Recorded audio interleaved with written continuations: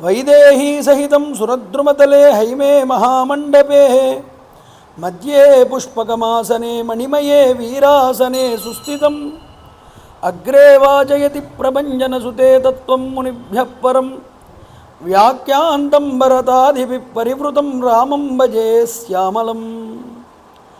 రామం రామానుజం సీతం భరతం భరతానుజం సుగ్రీవం వాయుసూనూంచ ప్రణమామి పునః పునః. విమలపటి కమలకుటి పుస్తక రుద్రాక్షసస్తహస్తపుటి కామాక్షి పక్ష్మలాక్షి కలిత విపంచి విభాసి వైరించి మనోజవం మారుతతుల్యవేగం జితేంద్రియం బుద్ధిమతాం వరిష్టం వాతాత్మజం వానరయూధముఖ్యం శ్రీరామదూతం శిరసాన్నమామి. హరి ఓం.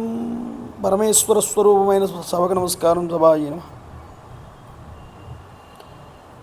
సీతాదేవీయుతం వీరం సర్వాభరణభూషితం సీతాపతిం హరిం ధ్యాయేత్ అయోధ్యాకాండముత్తమే.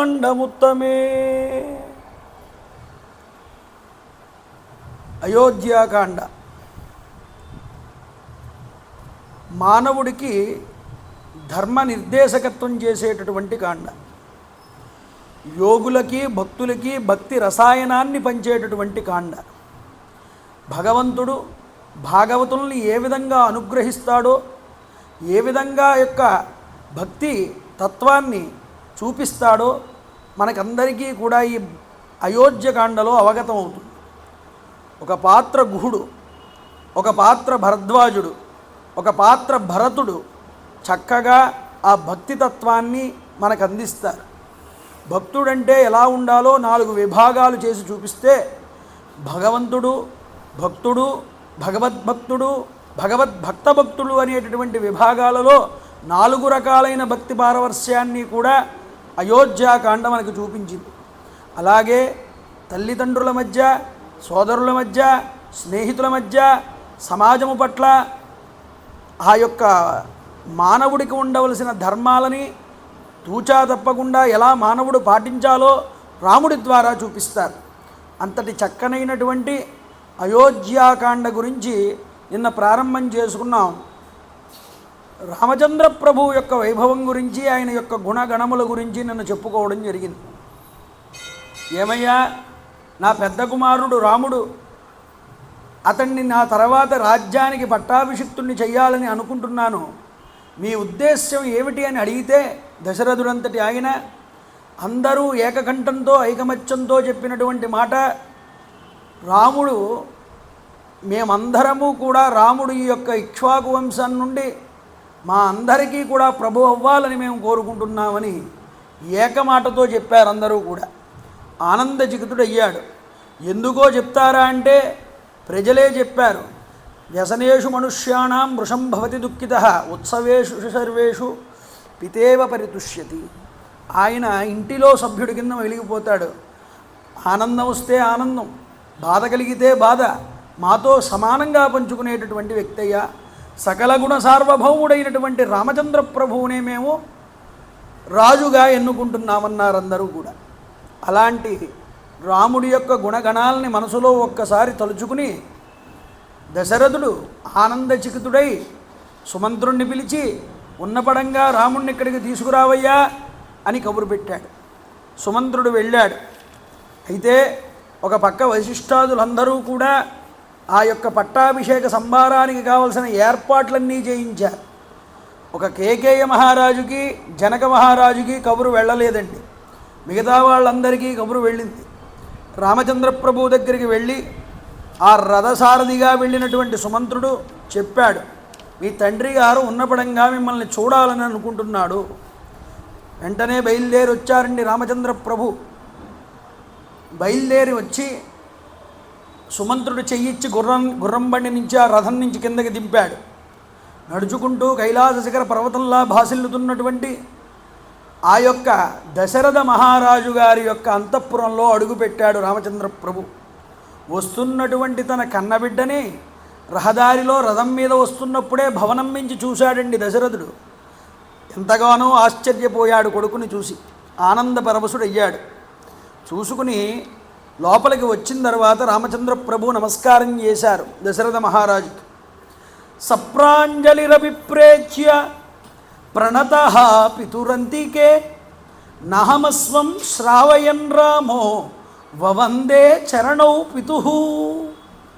ఆయన పేరు చెప్పుకున్నట్ట, అయ్యా మహాప్రభో రామవర్మను వచ్చాను నేను అని కాళ్ళకి నమస్కారం చేశాడు. మహారాజు ఆనందచికితుడై తన దగ్గరికి తీసుకుని రామచంద్ర ప్రభువుని పక్కగా కూర్చోబెట్టుకున్నారు. కూర్చోబెట్టుకుని చెప్తున్నారు, ఉన్నతమైన మనోహరమైన మణులు పొదగబడినటువంటి సింహాసనం మీద కూర్చోబెట్టాట. చక్కగా అలంకరించుకున్నటువంటి జనులు అద్దంలో తమ ప్రతిబింబాన్ని చూసుకుని ఎలా ఆనందిస్తారో అలాగా తన రూపురేఖలతోనే యవ్వనంలో దశరథుడు ఎంత అందంగా ఉండేవాడో అలాంటి అందంతో భాసిల్లుతున్నటువంటి తన కుమారుణ్ణి చూసి ఆనందచికితుడయ్యాట దశరథుడు.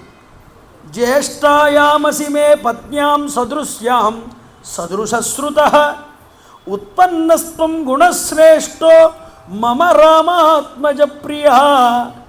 నాయనా రామ, మీ అమ్మ అన్ని విధాలుగా కూడా నాకు తగినటువంటి అర్ధాంగి, అటువంటి గుణగణములు కలిగినటువంటి అందచందములు కలిగినటువంటి కౌసల్యయందు జ్యేష్ఠపుత్రుడుగా అవతరించావురా నాయనా తండ్రి. నువ్వు నీ సుగుణముల ద్వారా ఈ ప్రజలందరినీ కూడా నువ్వు రంజింపజేశావు. కాబట్టి ఏతస్త్వయా ప్రజాస్కేమాః సగుణై అనురంజితాః తస్మాత్వం పుష్యయోగేన యవ్వరాజ్యమవాప్నుహి. రేపే పుష్యమీ నక్షత్రంలో చంద్రుడి యొక్క ప్రవేశం జరుగుతోంది. కాబట్టి నీకు ఈ యొక్క రాజ్యాన్ని పట్టాభిషిక్తుడిని చెయ్యాలనేటటువంటి తలంపు నాకు మన మంత్రివర్గానికి సామంతరాజులకి కలిగిందన్నాడు. నీవు సహజంగానే వినయ సంపన్నుడివి నాయన. కామతస్త్వం ప్రకృత్యైవ వినీతో గుణవానపి. ఏది కావాలి మనిషికి? వినయంతో ఉండడం రావాలి. వినయంతో ఉన్నటువంటి విద్య రాణిస్తుంది, వినయంతో ఉన్నటువంటి ప్రవర్తన శోభిస్తుంది.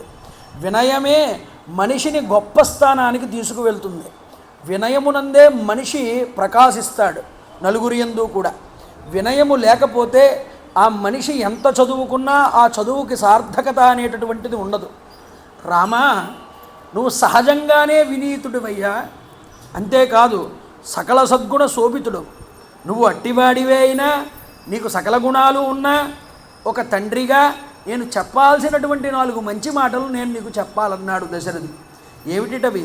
గుణవత్యపితు స్నేహాత్ పుత్రవక్ష్యామి తే హితం. నీ మీద వాత్సల్యంతో హితకరములైనటువంటి వచనములు 1కి 2 నేను చెప్తానన్నాడు. ఇదే చెప్తుంది ధర్మశాస్త్రం. తస్మాత్ పుత్రమనుశిష్టం లోక్యామహు తస్మాదేన మనుశాసతే.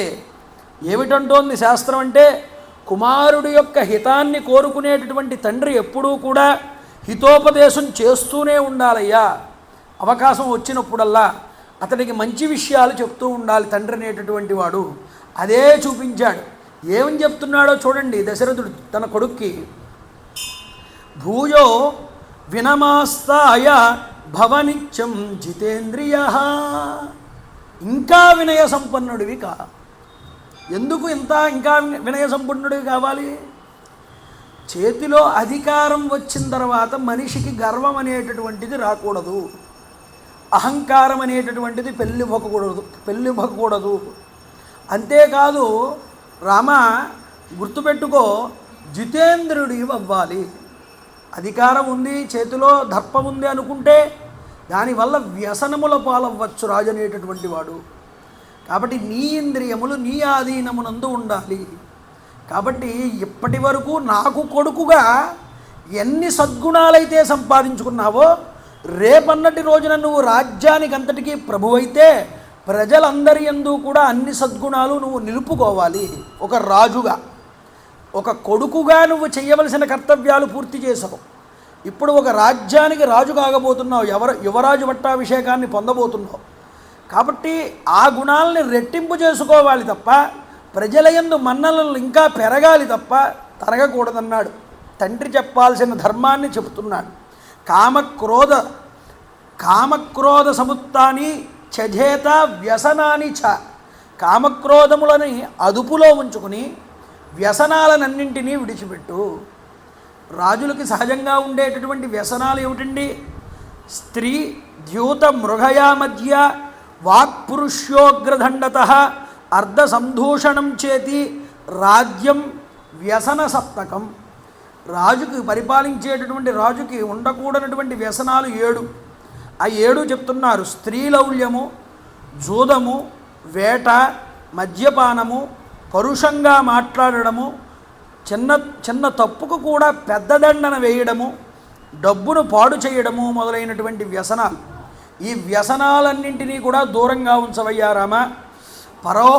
పరోక్షయా వర్తమానో వృత్యా ప్రత్యక్షయా తదా.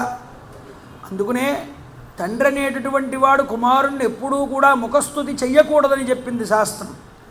లాలనాత్ భావో గుణ లాలనాత్ బహవో గుణాత్. ఎప్పుడైతే సరే చిన్నతనంలో బాల్యాత్, చిన్నతనంలో ఉన్నప్పుడు ఎప్పుడూ కూడా లాలించాలిటండి. అది చాలా గుణాలను ఇస్తుంది. కాస్త పెద్దయిన తర్వాత దండనాత్ బహవో గుణాత్ అన్నారు. అప్పుడు దండించాలి, మంచి మార్గంలో పెట్టాలి, అదే సకల గుణాలను ఇస్తుందన్నారు. అందువల్ల తండ్రి అనేటటువంటి వాడు కొడుకు ఎదురుకుండా ఎంత గుణవంతుడైనా కొడుకు ముఖస్థుతి పనికి రాదన్నారు. ఇంకా హితం చెప్పాలి, ఇంకా మంచి మాట చెప్పాలి తప్ప తాను ఎప్పుడూ కూడా పొగడకూడదు కొడుకుని. అందువల్ల చెప్పవలసిన ధర్మంగా తాను చెప్పవలసిన మంచి విషయాల్ని దశరథుడు తన కుమారుడికి చెప్పుకుంటున్నాడు. అంతేకాదండి, మరొక్క మాట చెప్తున్నాడు. పరోక్షయా వర్తమానో వృత్యా ప్రత్యక్షయా తథా అమాత్య ప్రభృతి సర్వాహ ప్రకృతిశ్చానురంజయ. ఏమయ్యా రామా, ఎప్పుడూ కూడా రాజ్య విశేషాలని పరోక్షంగా కూడా తెలుసుకుంటూ ఉండాలి, ప్రత్యక్షంగానే కాదు.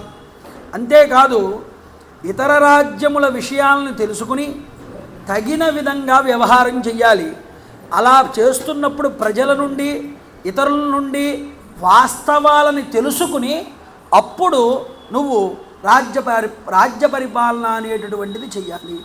వాస్తవం తెలుసుకోకుండా అన్యాయంగా ఎవరికీ దండన వేయకూడదయ్యా. రాజు అనేటటువంటి వాడికి ఎప్పుడూ కూడా ఉండవలసిన లక్షణం. ఎందుకు అంటే న్యాయం అనేటటువంటిది ఎప్పుడు నిలబడుతుంది అంటే, ఒక్క అన్యాయం చేసిన వాడికి ఎంతమంది అన్యాయం చేసిన వాళ్ళకైనా శిక్ష విధించవచ్చు. కానీ అపరాధి అనేటటువంటి వాడు ఈ చెడు కార్యక్రమం చెయ్యలేదు అన్నప్పుడు, అతను న్యాయంగా ఉన్నవాడు అని అన్నప్పుడు, నిర్దోషి అయినప్పుడు అతడికి మాత్రం శిక్ష పడకూడదు అన్నాడు.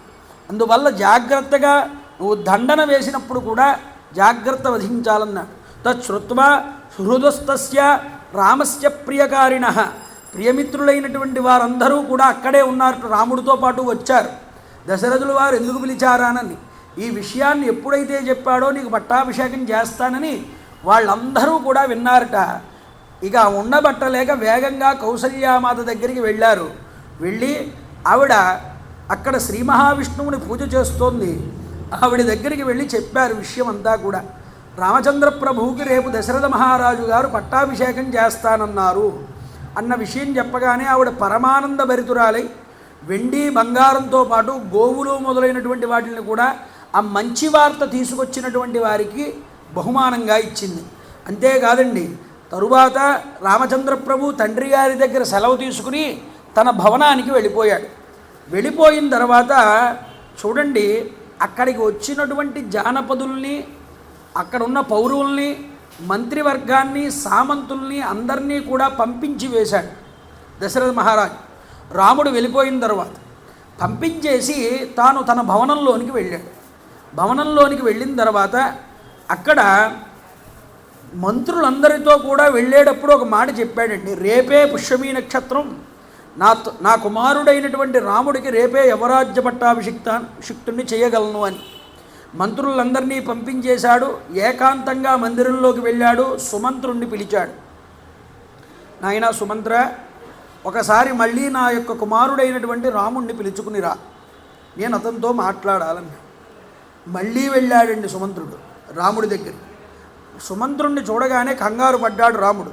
ఏమని, ఏదైనా ఉపద్రవం సంభవించిందా ఎందుకు మళ్ళీ ఇప్పుడే వచ్చినటువంటి సుమంత్రుడు మళ్ళీ రావడానికి కారణం ఏమిటని సందేహాలు కలిగాయి మనసులో రాముడికి. ప్రవేశ్య చైనాం త్వరితం రామో వచనమబ్రమీత్. ఏమయ్యా సుమంత్ర, మరలా నువ్వు రావడానికి గల కారణం ఏమిటో చెప్పమన్నాడు. వెంటనే చెప్తున్నాడు. తమువాచ తతుస్సుతో రాజాత్వం ద్రష్టుమిచ్చసి శ్రుత్వా ప్రమాణమత్రత్వం గమనాయే తరాయవ. ఏమయ్యా, మహారాజు గారు మిమ్మల్ని చూడాలని అనుకుంటున్నారు రామచంద్ర ప్రభో, కాబట్టి వెళ్ళడమా ఉండిపోవడమా మీరే చెప్పండి, దాన్ని బట్టి నేను చేస్తానన్నా. లేదు, వెంటనే చూడాలనుకుంటున్నాను తండ్రి గారినని అతడితో పాటే రథాన్నెక్కి రామచంద్ర ప్రభు దశరథ మహారాజు గారి యొక్క భవనానికి చేరుకున్నాడు. ఏకాంతంలో ఉన్నటువంటి దశరథ మహారాజు గారి దగ్గరికి వెళ్ళి మళ్ళీ నమస్కారం చేశాట రామచంద్ర ప్రభు. ప్రణవంతం సముస్థాప్య తం పరిష్వజ్య భూమిపః ప్రదిశ్య చాస్మై రుచిరం ఆసనం పునరబ్రవీతు. నాయనా రామ, కూర్చోవయ్యా అని ఆసనం చూపించాడు. కూర్చున్నాడు. రామో వృద్ధోస్మి దీర్ఘాయు భుక్తా భోగమయోప్సితా అన్నవద్భి క్రతుశతై తథేష్టం భూరి దక్షిణై. నాకు వయసు అనేటటువంటిది మీరిపోయింది, మీద పడింది. ధర్మబద్ధమైనటువంటి సుఖములన్నీ కూడా నేను అనుభవించాను నా వయసులో ఉన్నంతకాలము కూడా. అయితే మృష్టాన్న భోజనములన్నింటినీ కూడా పెట్టాను బ్రాహ్మణులకి, పేదవారికి, లేనివారికి, అందరికీ కూడా. భూరి దక్షిణలన్నీ కూడా ఇచ్చాను. జ్యోతిష్టోమము మొదలుకొని అశ్వమేధము వరకు ఉన్నటువంటి అన్ని యజ్ఞాలని కూడా చేశాను రామ. కాబట్టి 100 కొలది యజ్ఞాలు చేశాను. ఇష్ట సంతాన ప్రాప్తితో నాకు అనుకున్నటువంటి సంతానం కలిగింది. నా కలలన్నీ కూడా తీరాయి. చతుర్విధ పురుషార్థములు కూడా నాకు నెరవేరాయ్యా రామ. కాబట్టి ఈరోజు ఈ భూమండలమునందు నీతో సాటి లేనటువంటి, సాటి కలిగినటువంటి వాడు మరొకడు లేడు. అందువల్ల వేదశాస్త్రాది విద్యలన్నీ కూడా నాకు అబ్బాయి. అర్హములైనటువంటి నిత్యాగ్నిహోత్రములన్నింటినీ నేను ఆచరించాను. ఇష్ట వస్తువుల్ని కొల్లలుగా నేను దానం చేశాను. నేను ఇంత డబ్బు కూడబెట్టాను, ఇంత బ్యాంకులో డిపాజిట్ వేశాను, లేకపోతే నేను నీకోసం ఇంత ఆస్తి ఉంచాను, ఇవేమీ చెప్పలేదండి దశరథుడు. మరి ఏం చెప్పాడు? నేనున్నంతకాలము, నేను రాజ్య పరిపాలన చేసినంతకాలము ఇన్ని దానాలు ధర్మాలు చేశాను రా తండ్రి. ఇన్ని దాన ధర్మాలు చేసి, ఇన్ని అగ్ని కార్యాలు చేసి, ఇన్ని యజ్ఞాలు చేశాను. అంటే కొడుకుకి డబ్బు దాయడం గురించి నేర్పడం కాదు, ధర్మంగా తాను ఎలా బ్రతకాలో చూపిస్తున్నాడు తండ్రి కొడుక్కి.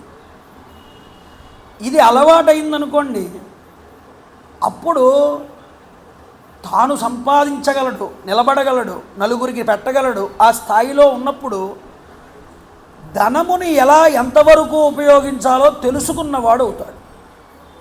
బాగా మీకు అర్థం అవ్వాలనుకోండి, ఒక ఉదాహరణ చెప్తాను నేను. ఒక స్వాముల వారు ఉన్నారు. స్వాముల వారు ఒక ఊరిలోకి వచ్చి ఉపన్యాసం చేస్తున్నారు. ఆ ఉపన్యాసానికి లక్షలాది మంది వచ్చారు. అందులో చాలామంది డబ్బున్నవారు ఉన్నారు.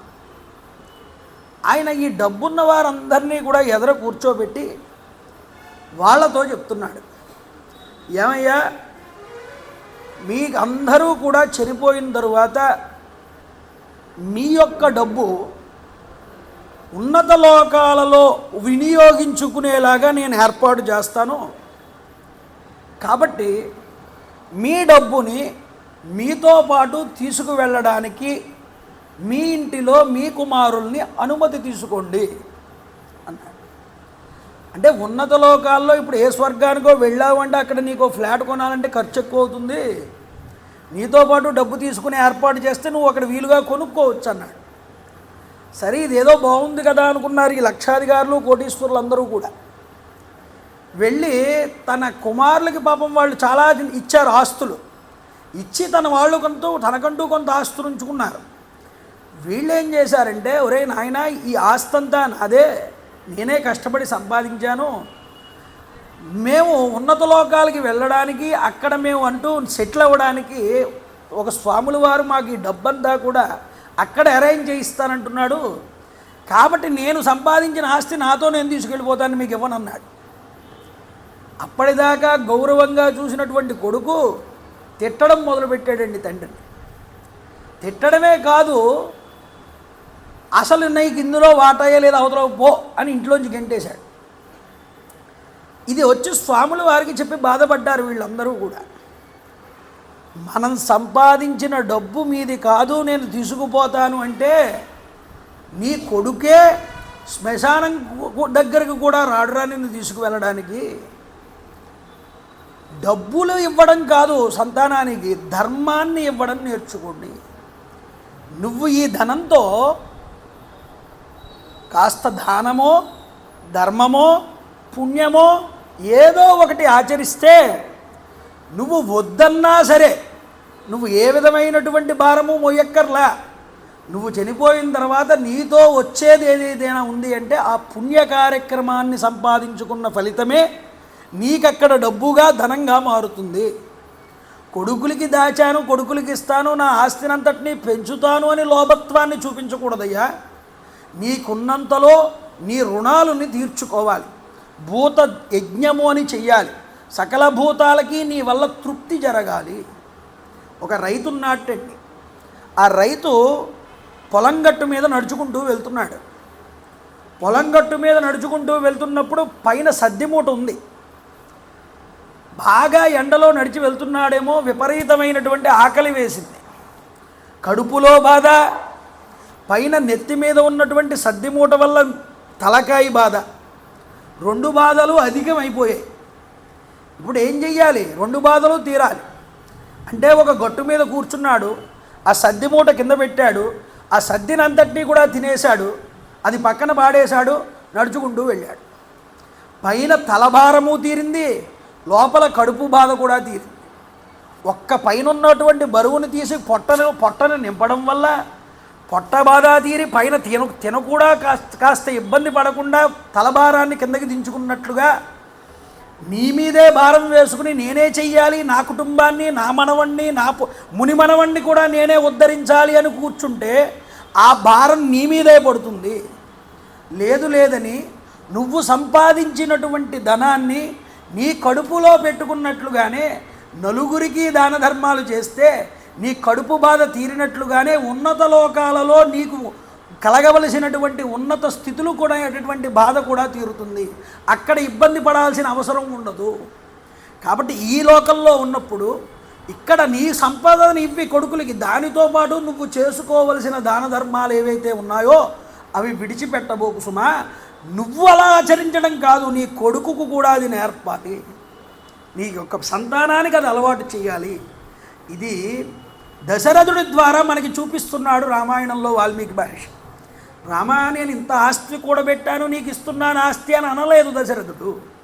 నేను చేసుకోవలసిన పుణ్యకార్యక్రమాలన్నీ చేసుకున్నానయ్యా, నేను నా ఇష్టాపూర్తములన్నీ నెరవేర్చుకున్నాను, నేను బ్రాహ్మణులకి పేదలకి కూడా మృష్టాన్న భోజనములు పెట్టించాను, నేను ఇన్ని దాన ధర్మాలు చేశాను, నాకు వందల కొద్దిగా యజ్ఞములన్నీ ఆచరించాను, దానివల్ల నాకు సత్సంతాన ప్రాప్తి కూడా కలిగింది అని చెప్పుకున్నాడు. కాబట్టి దీనివల్ల నేను వేదాధ్యయనము చేసే ఋషి రుణాన్ని, అలాగే యజ్ఞ యాగాది క్రతువులు ఆచరించడం వల్ల దేవరుణాన్ని, సత్సంతాన ప్రాప్తి చేత పితృరుణాన్ని కూడా తీర్చుకున్నాను. దాన ధర్మాలు చేయడం వల్ల విప్రరుణాన్ని, ధర్మ సుఖానుభవము చేత ఆత్మరుణాన్ని కూడా తీర్చుకున్నాను. ధర్మంగా బ్రతికాను, నేను ఎవరికీ కీడు చెయ్యలేదు అనేటటువంటి మనస్తృప్తి ఉందే మనిషికి, దీనివల్ల ఆత్మని శాంతింపజేసినట్టు లెక్క. అంటే ఆత్మరుణం అనేటటువంటిది కూడా తీరుతుంది. అందుకనే వేదంలో ఒక మాట చెప్తారు, జాయమానో వై బ్రాహ్మణ త్రిభిర్రుణ మాజాయతే బ్రహ్మచర్యేణ ఋషిభ్య, అలాగే యజ్ఞేన దేవేభ్య ప్రజయా పితృభ్య. ఈ మూడు రుణాలు తీర్చుకోవాలన్నారు. బ్రహ్మచర్యం వల్ల, వేదాధ్యయనం వల్ల ఆ యొక్క ఋషి రుణము, ఇతిహాస పురాణాలు వినడం వల్ల ఋషి రుణము, యజ్ఞ యాగాది క్రతువులు చేసుకోవడం వల్ల, భూతదయ చేయడం వల్ల, నలుగురికి కాస్త దాన ధర్మాలు చేయడం వల్ల దేవరుణము, అలాగే పుత్ర సంతానాన్ని పొంది సంతానవంతుడైతే దానివల్ల పితృరుణము, ఆ రుణములన్నీ కూడా తీరతాయి. కాబట్టి ఇవన్నీ రుణాలని నేను తీర్చుకున్నాను రామ. నకించిత్ చిన్మయ కర్తవ్యం తవాన్యత్రాభిషేచనాత్. కాబట్టి నా బాధ్యతలన్నీ తీరాయి, కాబట్టి నా కర్తవ్యాలన్నీ ఇక నాకు ఒక్కటే మిగిలింది. ఏమిటా బాధ్యత అంటే ఈ పట్టాభిషేకాన్ని నిర్వహించడం తప్ప నాకు మరొక కర్తవ్యం అనేటటువంటిది ఏదీ కూడా మిగలలేదు. చూసారా? కాబట్టి అందువల్ల నీవు నేను చెప్పినట్లుగా చెయ్యన్నాడు. ఏమిటిట? అద్య ప్రకృతయః సర్వా త్వామిచ్చంతి నరాధిపం అతస్త్వాం యువరాజానాం అభిషేక్ష్యామి పుత్రక. రాజులు, మంత్రులు, ప్రజానీకం వీళ్ళ ముగ్గురు కూడా ఒకే మాటగా నిలబడి నిన్ను ఎన్నుకున్నారు. ఎందుకు ఎన్నుకున్నారు? నీ గుణములన్నీ కూడా మెచ్చుకుని వాళ్ళు నువ్వే రాజుగా రావాలని వాళ్ళు కోరుకున్నారు. దానివల్ల ఏమైంది? నిన్ను యువరాజుగా నేను చెయ్యాలని పట్టాభిషిక్తుణ్ణి నేను నిర్ణయించుకున్నాను రామా. మరొక్క మాట చెప్తున్నాను విను. ఇదే కాదు, నేను ఇప్పటికిప్పుడే ఈ నిర్ణయం తీసుకోవడానికి మరొక కారణం ఉన్నది అన్నాడు దశరథుడు. ఏమిటా కారణం అంటే అపిచాధ్యా శుభాన్ రామం స్వప్నే పశ్యామి దారుణాన్ సనిర్ఘాత దివోల్కాచ పతతీహ మహాస్వన. ఈ మధ్య నాకు పీడకలలు అనేటటువంటివి వస్తున్నాయి, చాలా పీడకలు. పట్టబగలే భయంకరంగా తోకచుక్కలు అనేటటువంటివి ఆకాశంలో నుంచి భూమి మీద శబ్దాలు చేస్తూ రాలడం నాకు కనిపిస్తోంది. దీనివల్ల అపశకునం అనేటటువంటిది ఉద్భవిస్తుంది. ఇది ముఖ్యంగా ఇది సూచన స్వప్నశాస్త్ర రీత్యా. అంతేకాదయ్యా, ఇదేదో కలే కదా కొట్టిపాడేద్దాం అనుకుంటే దైవజ్ఞులు అనేటటువంటి జ్యోతిష్యులందరూ కూడా ఒక మాట చెప్తున్నారు నా జాతకాన్ని పరిశీలించి.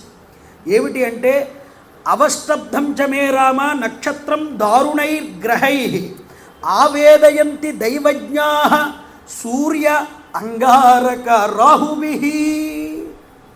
దైవజ్ఞులు అనేటటువంటి వారు నా జాతకంలో క్రూర గ్రహవేదలైనటువంటి సూర్యుడు, అంగారకుడు, రాహువు అనేటటువంటి క్రూరగ్రహాలు కలిసి సంచారం చేస్తున్నట్లుగా చూపిస్తున్నారు. దీనివల్ల ప్రభువు మరణించడం కానీ ప్రభువుకి ఆపద రావడం కానీ జరగవచ్చు. కాబట్టి ఇవన్నీ దృష్టిలో ఉంచుకుని నిన్ను వెంటనే పట్టాభిషిక్తుణ్ణి చెయ్యాలి అనేటటువంటి సంకల్పం నాకు కలిగింది అని చెప్పాడు. అంతేకాదండి, మరొక్క మాట చెప్తున్నాడు. తద్యావదేవ మే చేతో నవిముంచతి రాఘవ తావదేవాభిషించస్వాం చలాహి ప్రాణినా మతి. మనుషుల యొక్క మనస్తత్వములు అనేటటువంటివి చాలా చంచితములు.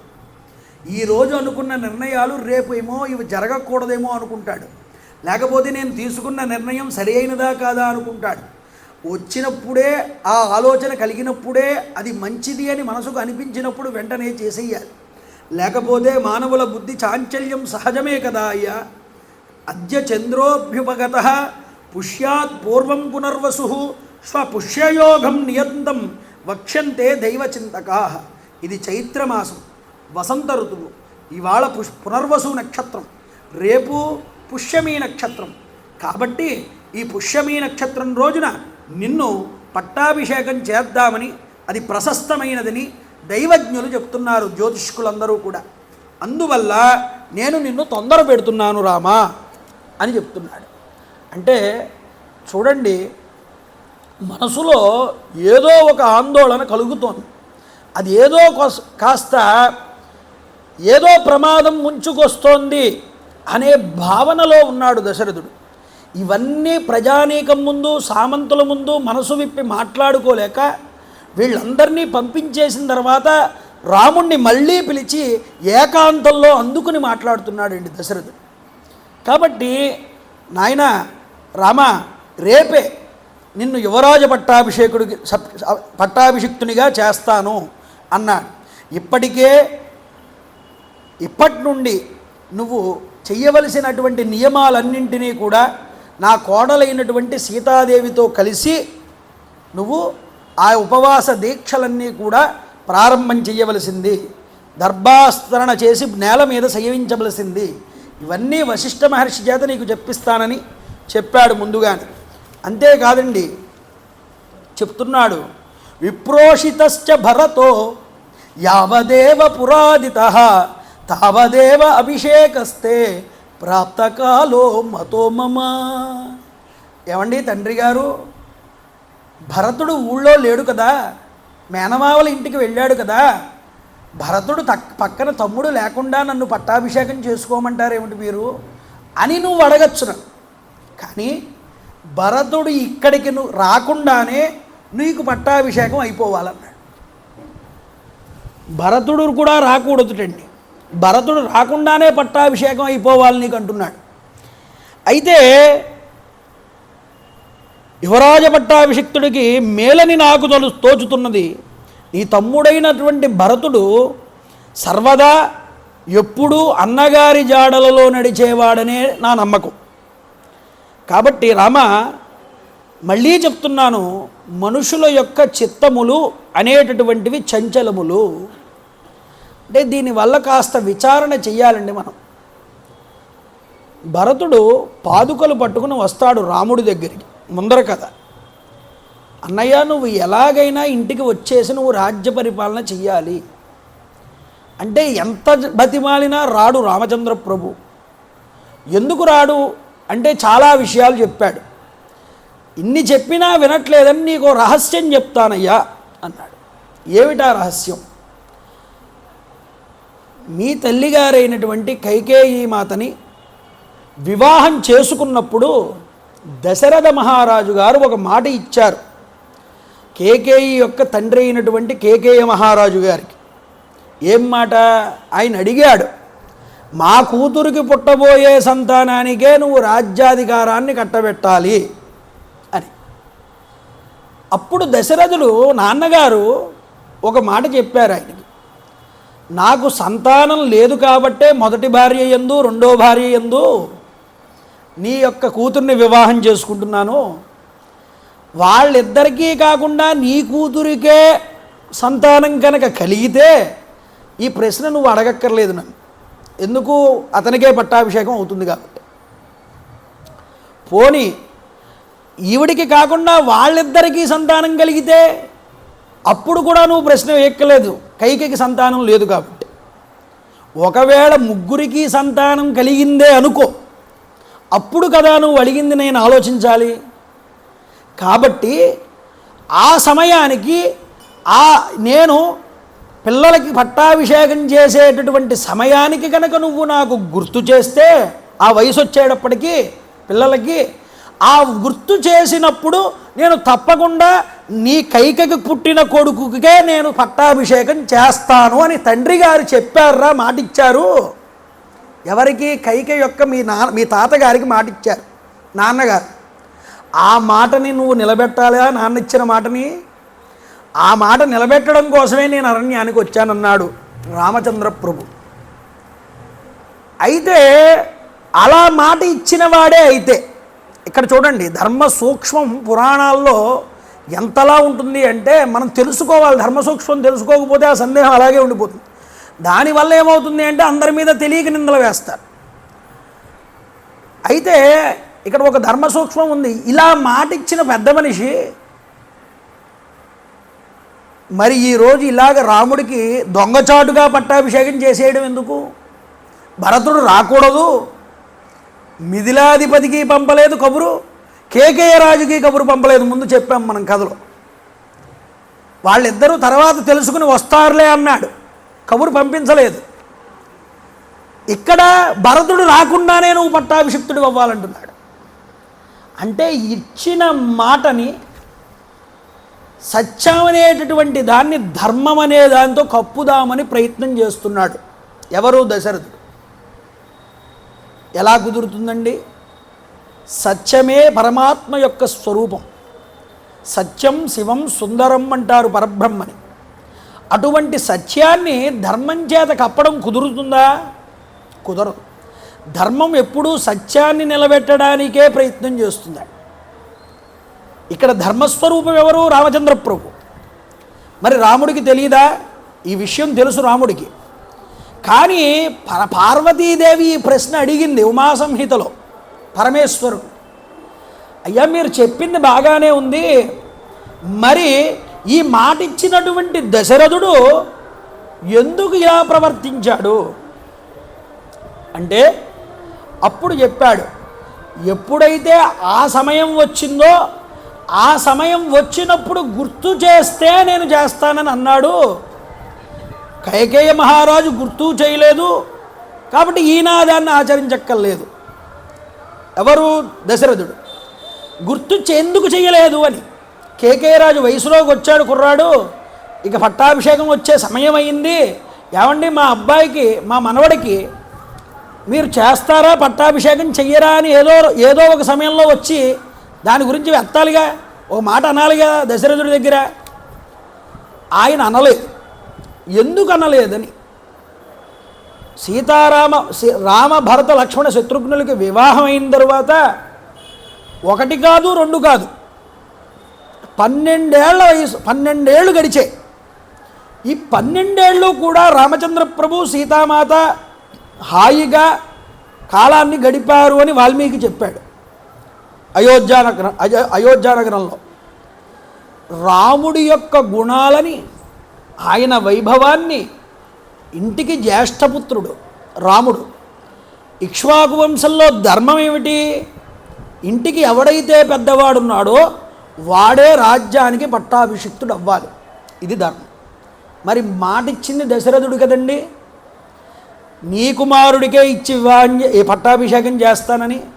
మరి అది సత్యంగా ఇప్పుడు రాముడికి పట్టాభిషేకం చేస్తే ఆ సత్యం తప్పిన వాడవుతాడు. కానీ ఎప్పటి వరకు సత్యం తప్పని వాడవుతాడు అంటే కేకేయ మహారాజు గారు వచ్చి తన నోటితో అడగనంత వరకు పర్వాలేదు, ఒకవేళ అడిగితేనే ఇబ్బంది. ఈ 12 ఏళ్ళు గడిచినా కేకేయ రాజు గారు అడగలేదని ఇక రాముడికే చెయ్యాలి పట్టాభిషేకం, ప్రజలందరూ ఆమోదముద్ర వేశారు, ఇక్ష్వాకు వంశంలో పెద్ద కుమారుడికే రాజ్య పట్టాభిషేకం కదా అనే ఉద్దేశ్యంతో ఈయన ఈ నిర్ణయం తీసుకుంటున్నాడు. ఇప్పుడు ఈ సమయంలో తను అడగలేదు కాబట్టి మనం ముందరికి వెళ్ళిపోదాం అనుకుంటున్నాడే కానీ ఒకవేళ గుర్తు చేస్తే మళ్ళీ ఎక్కడొచ్చి అడుగుతాడో అనే భయం దశరథుల్లో ఉన్నది. ఇది మనం ఒప్పుకోవాలి. అందుకనే భరతుడికి కూడా కబురు పెట్టద్దు అనే మాట ఉపయోగిస్తున్నాడు ఇక్కడ దశరథుడు. నిజానికి చెప్పాలి అంటే కేకేయ మహారాజు కూడా రాముడికే పట్టాభిషేకం చెయ్యాలి అనే భావనలోనే ఉన్నాడు. ఎందుకని నిన్న చెప్పాను చూసారా, రాముడికి ఉన్నటువంటి గుణముల వల్ల, అటువంటి గుణవంతుడు ఇంటికి పెద్దవాడు రాజు అయితేనే దానికి శ్రేష్టం ఆ రాజ్యానికి. కేకేయ మహారాజు గారి హృదయంలో కూడా అది ఉంది కాబట్టే ఎప్పుడూ అడగలేదండి. మాట తీసుకున్నా ఆ మాట ఎప్పుడూ అడగలేదు దశరథుడు. కానీ ఏమో 1-2 సార్లు ఈ మాట ఉపయోగిస్తున్నాడు చూడండి దశరథుడు. మనుషుల యొక్క చిత్తములు, చాంచల్యములు అవి ఎప్పుడు ఎలా మారుతాయో, ఎప్పుడు ఏ సమయంలో ఎలా తిరుగుతాయో ఎవ్వరికీ తెలియదయ్యా రామ, అందుకుని నేను కంగారు పడుతున్నాను. అందుకోసం ఆ యొక్క రాముడికి పట్టాభిషేకం జరగాలని సకల సామంతులు ప్రజానీకము రాముణ్ణే ప్రభువుగా కోరుతున్నారని, ఇంటికి పెద్దవాడే రాజవ్వాలని, తన ధర్మం అనేటటువంటిది నిలబడాలని, ఒకవేళ ఇచ్చిన మాట ఎక్కడ వమ్మవుతుందో మళ్ళీ వాళ్ళు వచ్చి అడిగితే అది మళ్ళీ సత్యం, నేను తప్పిన వాడిని అవుతాను కాబట్టి ముందుగానే పట్టాభిషేకం అయిపోతే నువ్వు నన్ను అడగలేదు కదయ్యా అనే మాటైనా నేను అనొచ్చప్పుడు అనే ఉద్దేశంతో కంగారు పడుతున్నాడు దశరథుడు. కాబట్టి భరతుడు నీ అడుగుజాడల్లో నడిచేవాడు, ధర్మాన్ని తప్పనివాడు, ధర్మం ఏమిటో భరతుడికి తెలుసు. కాబట్టి భరతుడి గురించి ఆలోచించద్దు రామా, నీకు రేపే పట్టాభిషేకం చేస్తున్నాను. రాముడు ఎందుకు ఊరుకున్నాడు? రాముడు ధర్మాత్ముడు కదండి. ఒకవేళ తండ్రి ధర్మాన్ని తప్పితే రాముడు చెప్తాడు.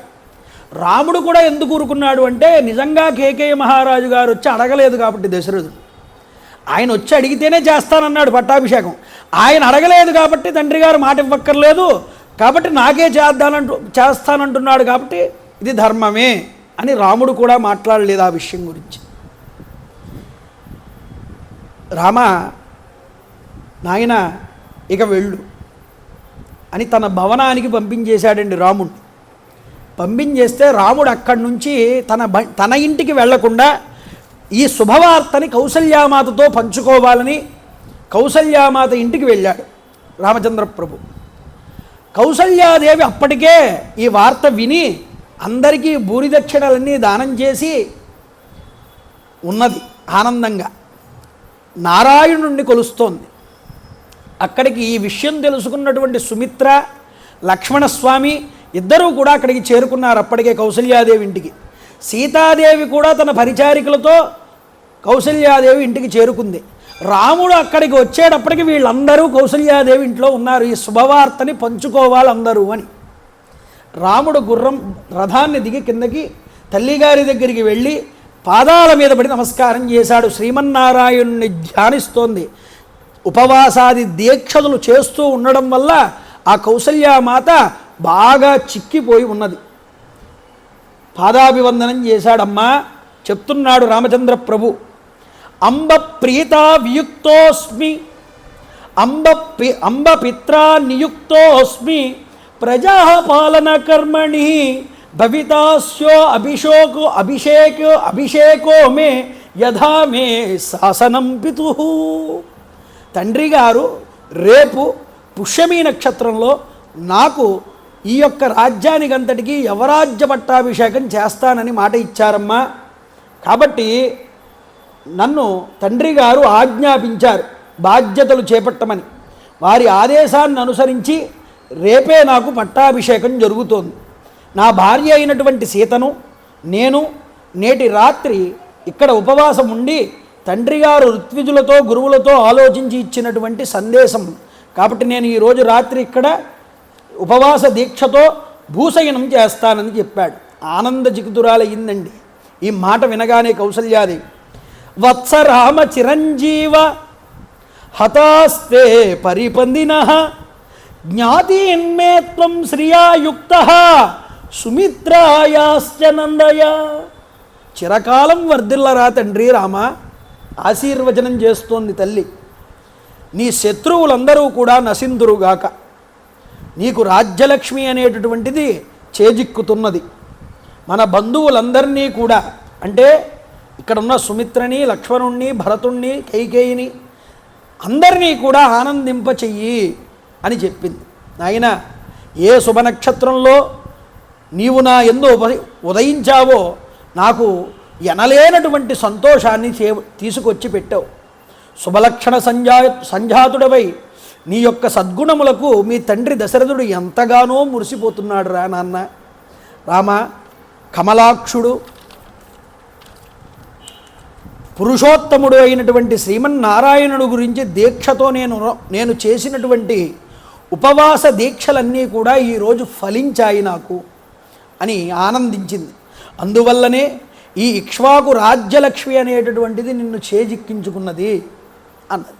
అంటే నేను చేసినటువంటి పూజ, నేను నమ్ముకున్న దైవం నీకు ఎన్నటికీ కూడా అపకారము చెయ్యదు అని ఆవిడ ఆశీర్వదిస్తోంది.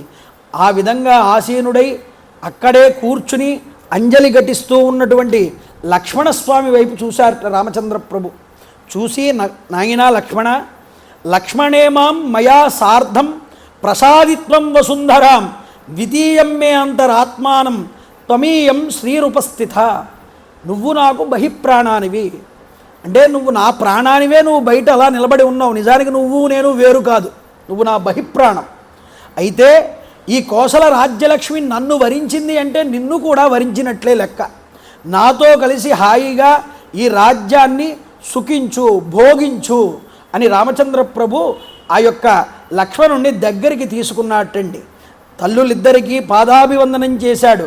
అనంతరం వారిని సీతాదేవితో కలిసి వాళ్ళందరినీ వీడ్కొని ఆ యొక్క భవనానికి, తన భవనానికి వెళ్తున్నట్ట రామచంద్ర ప్రభు. ఇక ఇక్కడ దశరథ మహారాజు గారు అంతఃపురంలో వశిష్ఠ మహర్షి వారిని పిలిచారు. ఇంటి పురోహితుడు పిలిచి, ఏమండి మహానుభావ, నేడు రామభవనానికి వెళ్ళండి.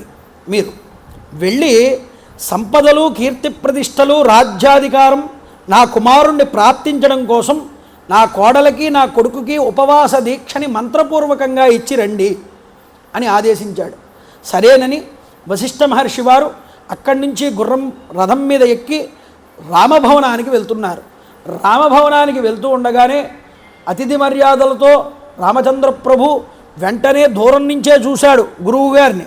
ఆ రథం మీద నుంచి దిగుతూ వస్తున్నాడు, మూడు కక్షలు దాటుకుని పరిగెత్తుకుని ఎదురు వెళ్ళాట రామచంద్ర ప్రభు. గురువుగారు వస్తున్నారని వశిష్ఠుల వారు ఎదురు వెళ్ళి ఆయనకి అతిథి సత్కారాలు ఇచ్చి లోపలికి ఆహ్వానం చేశాడు. లోపలికి ఆహ్వానం చేసి, రామ చెప్తున్నారు, అయ్యా ఏమిటి పని అని అడగగానే, రామ మీ తండ్రి గారు అనుగ్రహ కారణంగా నీవు యవ్వరాజ్య పట్టాభిషిక్తుడు అవుతున్నావు కాబట్టి సీతాదేవితో కూడి నువ్వు ఉపవాస వ్రత దీక్షని పాటించవయ్యా ఈరోజు సాయంత్రం నుంచి కూడా అన్నారు. అప్పుడే సంధ్యా సమయం అవుతోంది. ఉపవాస దీక్షని ఇచ్చారు. మీరిద్దరూ కూడా పురుష సూక్త మంత్రముల చేత శ్రీమన్నారాయణుణ్ణి ఆరాధన చెయ్యండి. ఈరోజు రాత్రి హోమం చేసి హోమంలో హవిస్సు సమర్పించి ఆ హవిస్సులో మిగిలినటువంటి అన్నాన్నే మీరిద్దరూ కూడా సరిసమానంగా భుజించండి. భుజించిన తరువాత దర్భలు పరుచుకుని నేల మీద ఆ యొక్క భూశయనం చేయండి అని మంత్రపూర్వకంగా రాముడికి సీతామాతకి ఇద్దరికీ కూడా ఆ యొక్క ఉపవాస దీక్షని ఇచ్చాట వశిష్ఠుల వారు. ఇచ్చిన తర్వాత ఆయన్ని వీడ్కొల్పి వెళ్ళిపోయారు వశిష్ఠుల వారు. వెంటనే అంతఃపురంలోకి చేరుకున్నాడు. తన మిత్రులందరూ కూడా కూర్చుని ఉన్నారట, రామచంద్ర ప్రభు వారి మిత్రులందరూ కూడా.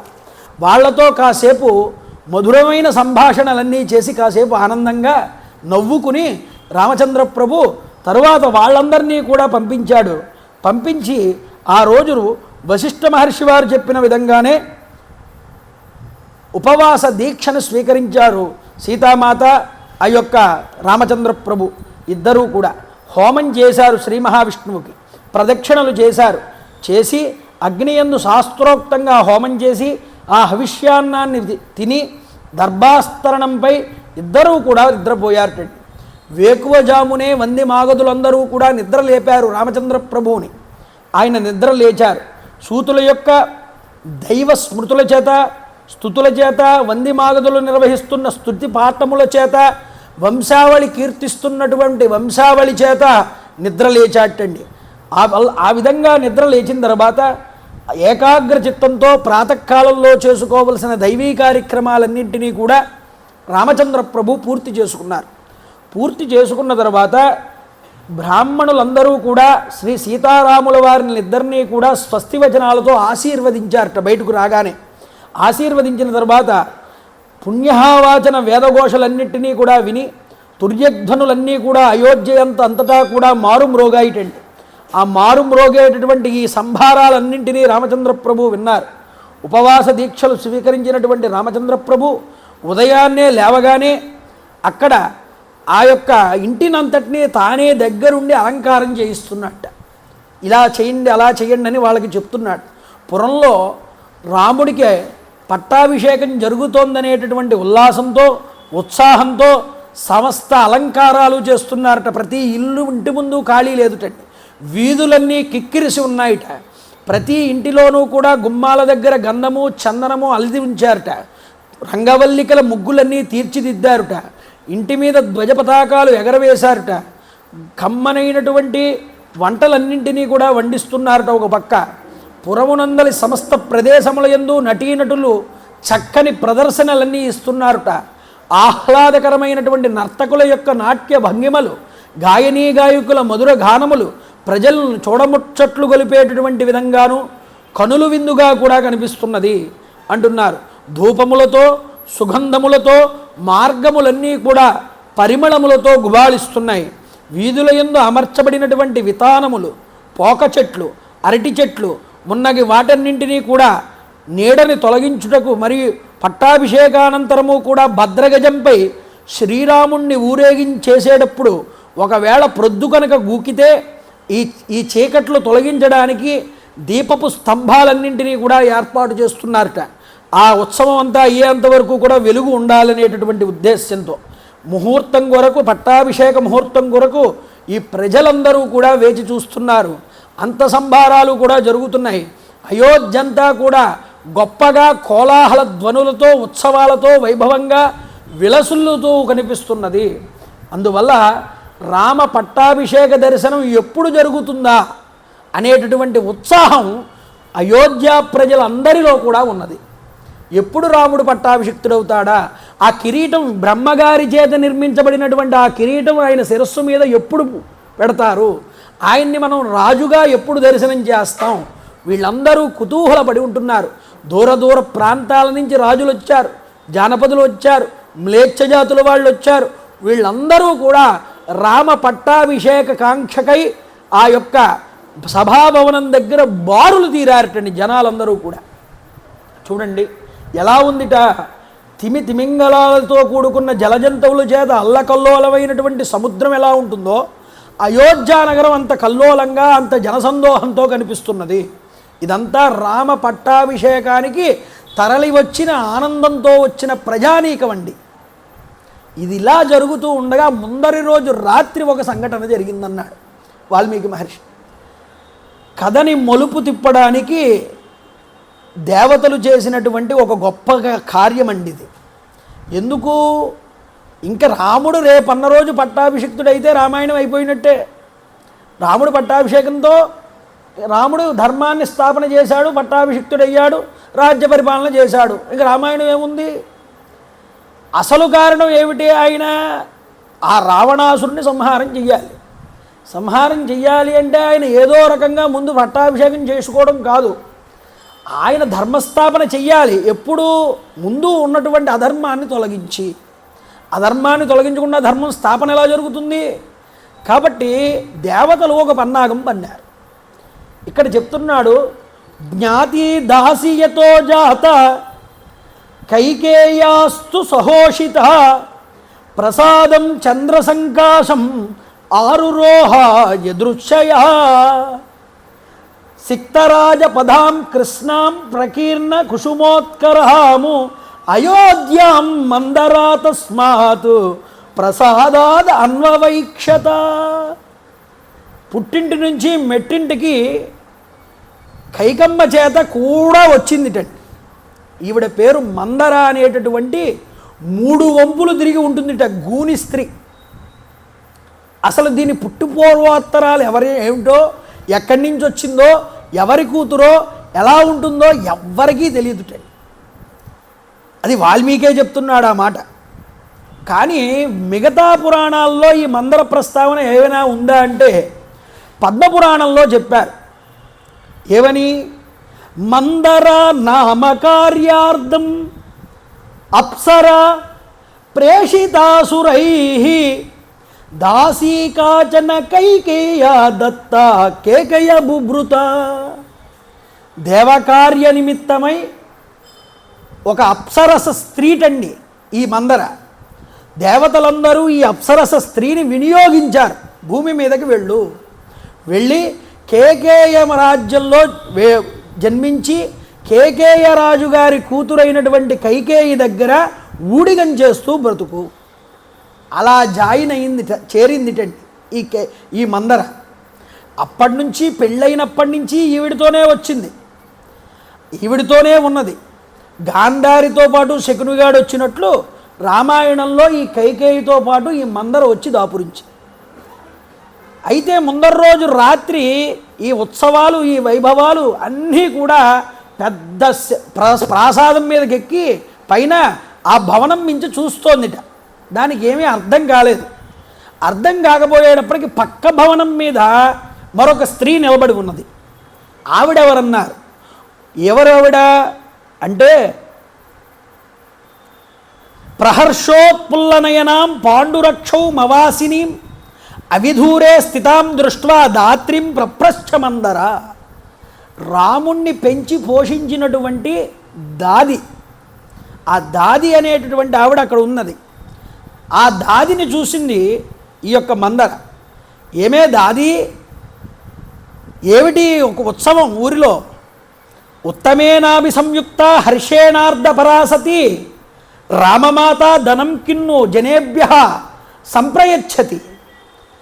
రామమాత ఏమైనా గొప్ప వ్రతాన్ని కానీ లేకపోతే ఏదైనా యజ్ఞాన్ని కానీ తలపెట్టిందా? ఏదైనా దాన ధర్మాలు చేస్తోందా? ప్రజలందరూ ఇంత కిక్కిరిసిపోయి రాజభవనం ముందు ఎందుకు నిలబడ్డారు? ఎందుకు ఊళ్ళో ప్రతి ఇల్లు కూడా చక్కగా అలంకరించబడింది? ప్రజలందరూ కోలాహలంగా ఎందుకున్నారు? చూడండి, కౌసల్య అని అనడం కూడా దానికి ఇష్టం లేదు, నోటితో రామమాత అంది. ఏదైనా యజ్ఞం చేస్తోందా, వ్రతం చేస్తోందా, ఏమిటిది హడావిడంతా అని అడిగింది. విధీర్యమాణ అతిమాత్ర ప్రహర్షోయం కిం జనస్య చ సంసమే కారయిష్యతి కిం వాపి సంప్రహృష్టో మహీపతి. ఏవమ్మా, దశరథ మహారాజు గారు హర్షాతిరేకంతో ఏదైనా ఒక ఘనకార్యాన్ని కానీ, ఒక గొప్ప కార్యాన్ని కానీ, యజ్ఞాన్ని కానీ తలబెట్టాడా? నాకు చెప్పు, జరిపించబోతున్నాడా? ఇలా అడగగానే సంతోషంతో ఉక్కిరి బిక్కిరైపోతూ రాముడికి పట్టాభిషేకం జరుగుతోందనేటటువంటి ఆనందంలో అది దాచుకోలేక ఉన్నది ఉన్నట్లుగా చెప్పేస్తోంది. నిజానికి మందర యొక్క స్వభావం అందరికీ తెలుసండి. ఇది చాలా దారుణమైనటువంటి దుర్మార్గురాలు, ఎదుటివారికి చెడుని ఇట్టే ఎక్కించేస్తుంది అని వాళ్ళందరికీ దాని స్వభావం గురించి తెలుసు. కానీ అది నోరు తెరిచి అడిగిన వెంటనే ఉండలేకపోయిందిట ఈ దాది. ఎందుకు? రాముడికి పట్టాభిషేకం జరుగుతోందనే ఆనందంలో తను ముందుగా ఈ విషయం దీనికి తెలియలేదనే ఉద్దేశంతో తను చెప్పాలి అనే ఆతృతతో చెప్పేసి ఏమని చెప్తోంది? స్వహ పుష్యేణ జితక్రోధం యవ్వరాజ్యేన రాఘవం రాజా దశరథో రామం అభిషేచయిత అనగం.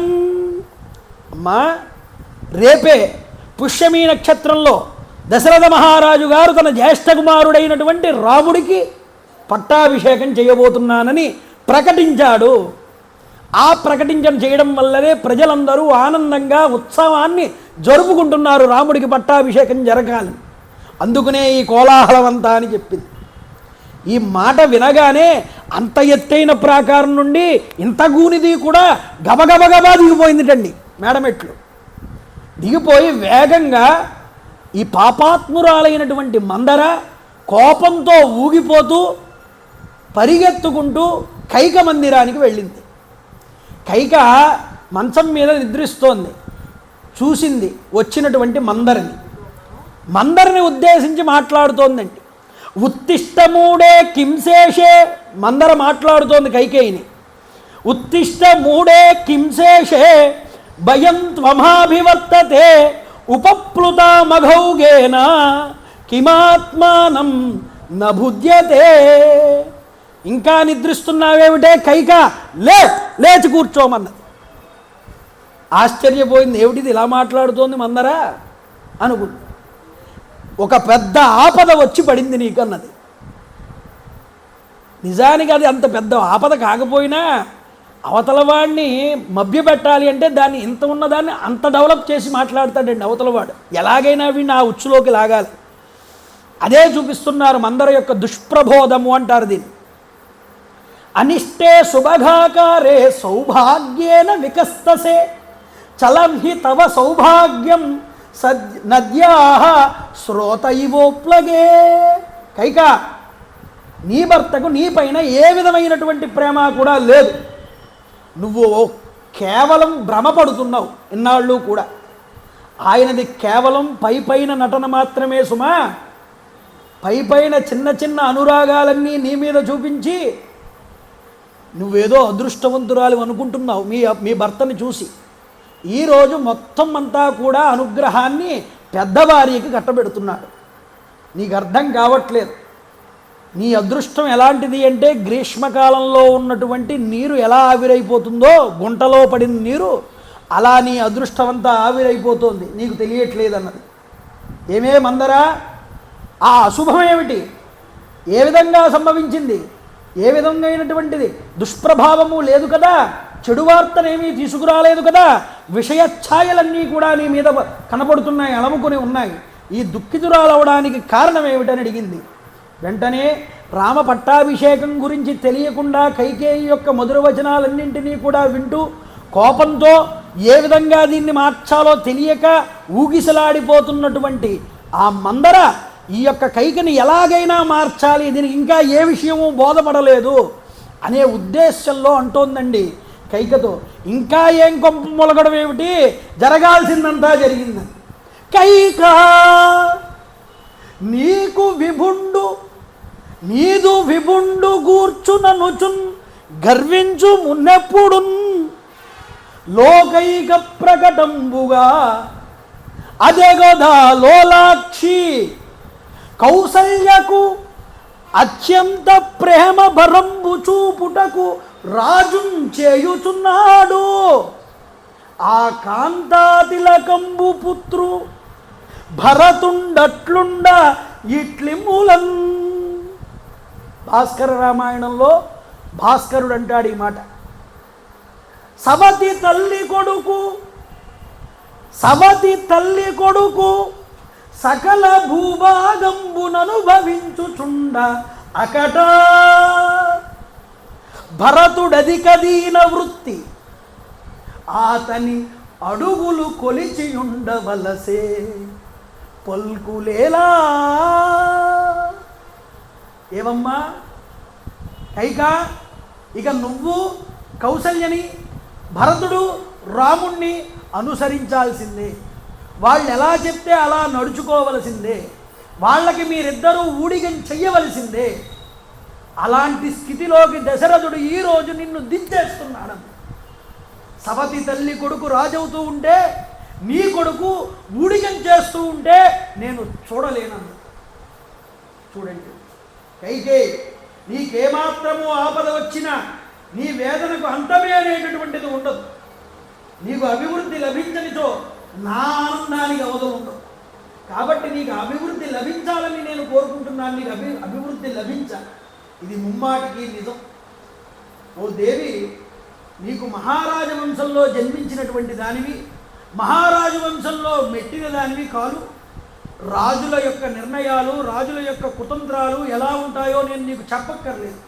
రాజతంత్రం గురించి నేను నీతో ఏమీ విధానంగా మాట్లాడక్కర్లేదు. నీకన్నీ తెలుసు. సమయానుకూలంగా నీ భర్త నిన్ను బుజ్జగిస్తున్నట్టు నటిస్తూనే తన పెద్ద భార్య కౌసల్యకి రాజ్యాధికార లాభాలన్నీ కూడా కట్టబెడుతున్నాడు పక్క నుంచి. నీ భర్త భరతుణ్ణి నీ బంధువుల కడకు పంపించి నిష్కంటకమైన కోసల రాజ్యాన్ని రేపు ఉదయమే రాముడికి ఇవ్వడానికి ప్రయత్నం చేస్తున్నాడు. ఒసే అమాయకురాలా, దశరథుడు నీకు నిజానికి పతి రూపంలో ఉన్నటువంటి శత్రువు కింద నువ్వు భావన చెయ్యి. ఈ విషయాన్ని గ్రహించక తల్లివలే ఆయనకి హితాన్ని కోరుతూ పాముని ఒళ్ళో చేర్చుకుని ఆయన్ని నమ్మి ప్రేమతో లాలిస్తున్నావు. నువ్వు తెలియట్లేదు నీకేమి. సర్పమైనా శత్రువైనా వీళ్ళిద్దరికీ పాలు పోసి పెంచినా వాళ్ళు చివరికి కాటే వేస్తారన్న విషయాన్ని నువ్వు గుర్తుపెట్టుకో. కాబట్టి సా ప్రాప్తకాలం కైకేయి క్షిప్రం కురుహితం తవా. ఓ కైకేయి, నీకు సమయోచితంగా సకల కార్యాలని సాధించుకోగలిగేటంత సమర్థురాలివి నువ్వు. ముందు నిన్ను నువ్వు కాపాడుకో. అంతేకాదు నీ పుత్రుడైనటువంటి భరతుణ్ణి కూడా రక్షించు, నన్ను కూడా రక్షించు అని కైకేయికి మందర చెప్తోందండి. అప్పటి వరకు తల్పం మీద పడుకునే వింటోంది మందర చెప్పిన మాటలన్నీ కూడా. ఒక్కసారి తల్పం మించి లేచిందిటండి గభాలున. లేచి ఏమన్నావు అంటే, నీ యొక్క దశరథుడు రాముడికి పట్టాభిషేకం చేస్తున్నాడని చెప్పావు కదా, ఎంత ఆనందమైన మాట చెప్పావే అందుకే. చూడండి, నిజానికి ఆవిడ మనసులో ఎటువంటి ఆలోచన కూడా లేదు. రాముడంటే ఆవిడికి అమితమైనటువంటి ప్రేమ. మేనమామల ఇంటికి వెళ్ళిపోయినటువంటి భరతుడు 12 సంవత్సరాలైనా రాకపోతే ఈ 12 సంవత్సరాల్లో రాముడితోనే ఆ యొక్క కైకమ్మకి ఎంతో బాంధవ్యం ఏర్పడింది. రాముణ్ణే కొడుకు కింద చూసుకుంది. నిజానికి భరతుడి కన్నా ఎక్కువగా పుత్రవాత్సల్యాన్ని చూపించాడు ఆ అమ్మకి. ఆ యొక్క వాత్సల్యంతో మెలిగాడు రాముడు, శుశ్రూషలు చేశాడు. నిజానికి కౌసల్య మందిరంలో ఉండడం కన్నా ఎక్కువ సమయం రాముడు కైకేయి మందిరంలోనే గడిపేవాటి. అంతటి ప్రేమ బాంధవ్యాలు ఆవిడలో కల్పించాడు. ఆవిడికి కూడా కలిగింది రాముడి మీద అంతగా. ఇన్ని విషయాలు చెప్పినా అవన్నీ పక్కకి తోసేసి మందర రాముడికి పట్టాభిషేకం చేస్తున్నారన్న మాట ఒక్కటే ఆవిడ చెవిలో పడిందండి కైకేయికి. దుష్ప్రచారం చేసేవాడు, ఆలోచనల్ని మనసులోకి ఎక్కించేవాళ్ళు కూడా కాస్త స్ట్రాంగ్గా ఎక్కించాలి. అది ఎక్కించేది కూడా మందు సరిగ్గా సరిపోకపోతే డోసు ఎక్కదు. ఇది అదే అనుకుంటోంది మందర, నేను ఇచ్చిన డోసు సరిపోలేదు ఈవిడికి అని. ఇప్పుడు ఈవిడేమంటోందంటే మంచి వార్త చెప్పావు తీసుకొచ్చి, దా ఇదిగో ఈ హారం తీసుకో అని మెళ్ళలో నుంచి ఓ హారం తీసి దాని చేతిలో పెట్టి. నిజానికి ఎంత ప్రేమ అంటే కైకేయికి, తులసీదాసు గారు రామచరితమానసులో రాస్తూ ఆయన మాట అంటారు, నిజానికి దైవం నాకు మరొక జన్మ కనుక ఇస్తే ఆ జన్మలో రామచంద్ర ప్రభు నాకు సొంత కొడుకుగాను సీతమ్మ సొంత కోడలిగాను రావాలి అని నేను దైవాన్ని ప్రార్థిస్తాను అని అనుకుందిట. తులసీదాస్ గారు అంటారు ఆ మాట. అంతటి ప్రేమవాత్సల్యాన్ని చూపించినటువంటి తల్లి కైకేయి సామాన్యురాలు కాదండి. కానీ విధి వశం అనేటటువంటిది ఒకటి ఉంటుందిగా.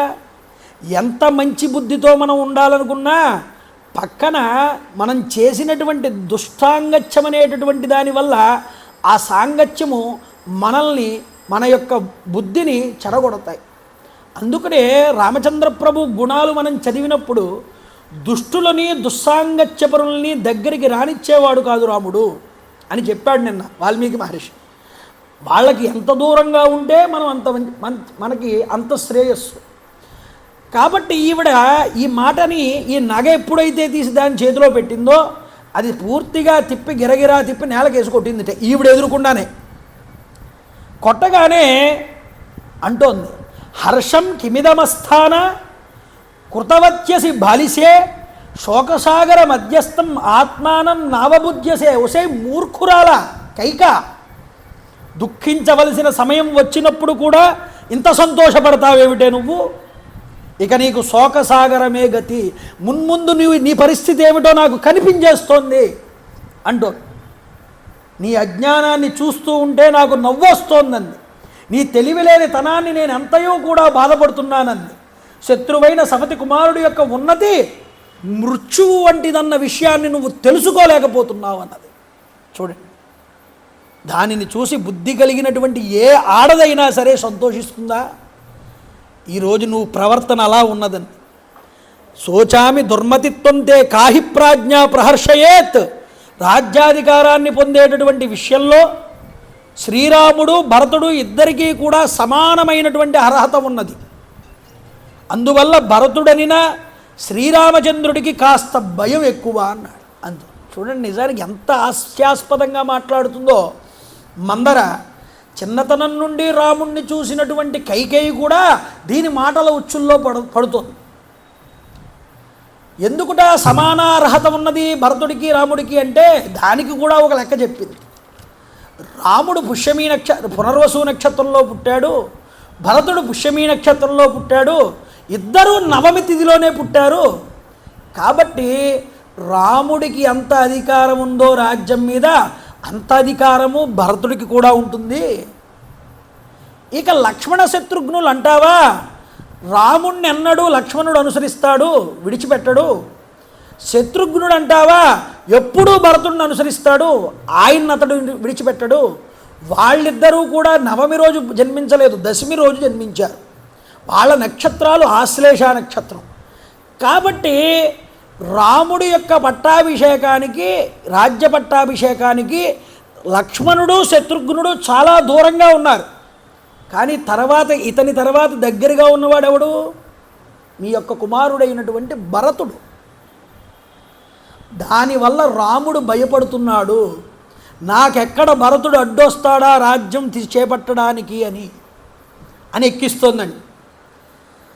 చూడండి, ఈ మాట అన్న తర్వాత ఇంకో మాట అంటోంది. అందుకేనేమో నిజంగా చిన్నతనం నుండి అంటారు పెద్దలు, ఎవరైతే మనకి దగ్గరగా సన్నిహితంగా ఉంటారో వాళ్ళ మీదే ప్రేమ కలుగుతుంది, అవి మొక్కలైనా జంతువులైనా సరే అంట. రాముడు ఎప్పుడూ తండ్రిని విడిచిపెట్టలేదు, ఎప్పుడూ తండ్రి దగ్గరే ఉన్నాడు. అలా ఉండి తన ప్రేమానురాగాలన్నీ పొంది జాగ్రత్తగా తండ్రి దగ్గర నుండి పట్టాభిషేకం చేసుకుని రాజ్యాన్ని లాక్కుంటున్నాడు రాముడు. నువ్వు బుద్ధి తక్కువదానివి, అందువల్లే నీ కుమారుణ్ణి రాజుకి దగ్గరగా ఉంచకుండా ఎక్కడో తీసుకువెళ్ళి మేనమామల ఇంటి దగ్గర ఉంచావు. ఏమో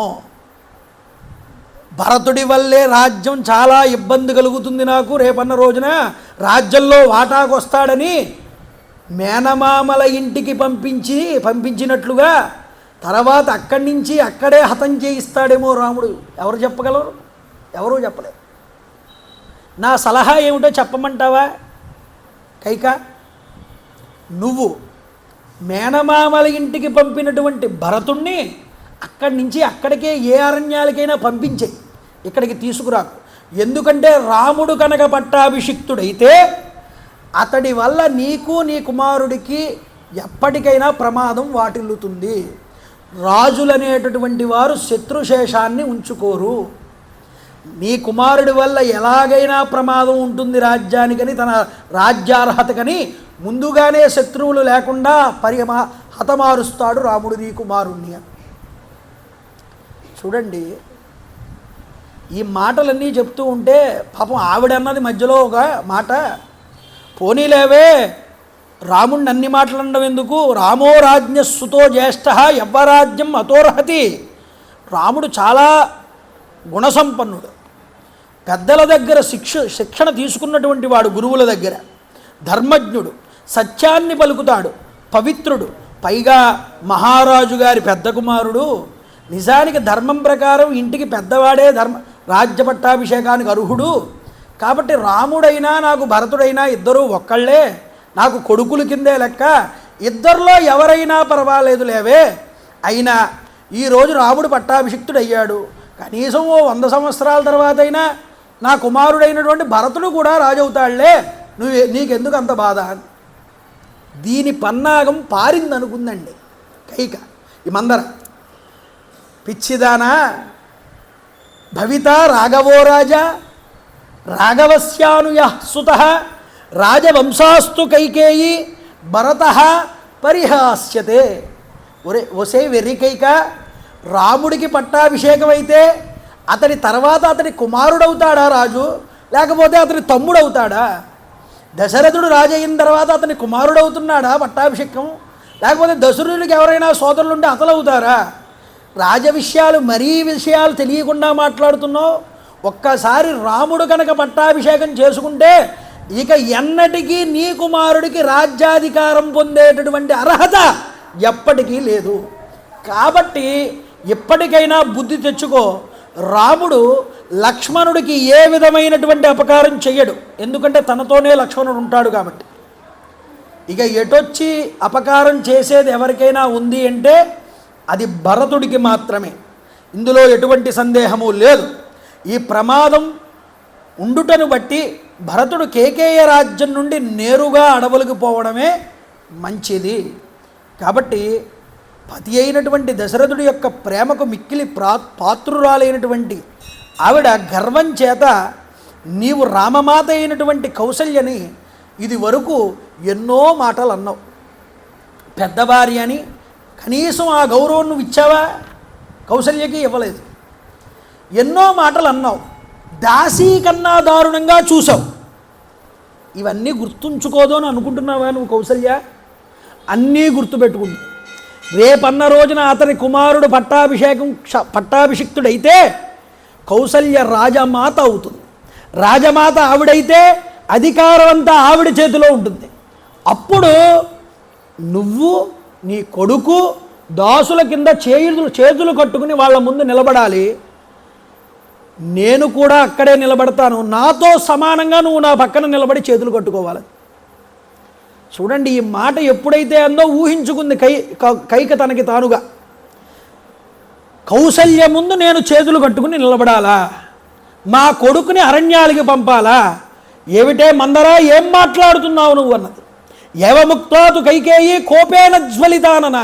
ఒక్కసారి కోపంతో ఉబ్బికిపోయిందిటండి. ఇన్ని మాటలన్నా స్వాంతనంగా రాముడి గురించి చెప్పినా ఇంకా ఎక్కించి కొద్దీ కూడా తనలో ఈ రజోగుణం అనేటటువంటిది ప్రబలిపోయింది. ఎక్కడ ఏ పాయింట్ పట్టుకుంటే అవతల వ్యక్తి లొంగుతుందో మందరికి బాగా తెలుసు. ఎందుకు? చిన్నతనం నుండి కైకని చూసింది, తన లక్షణాన్ని తెలుసుకుంది, తన స్వభావం ఏమిటో ఎరిగింది, దానికి తగ్గట్టుగానే మాట్లాడింది.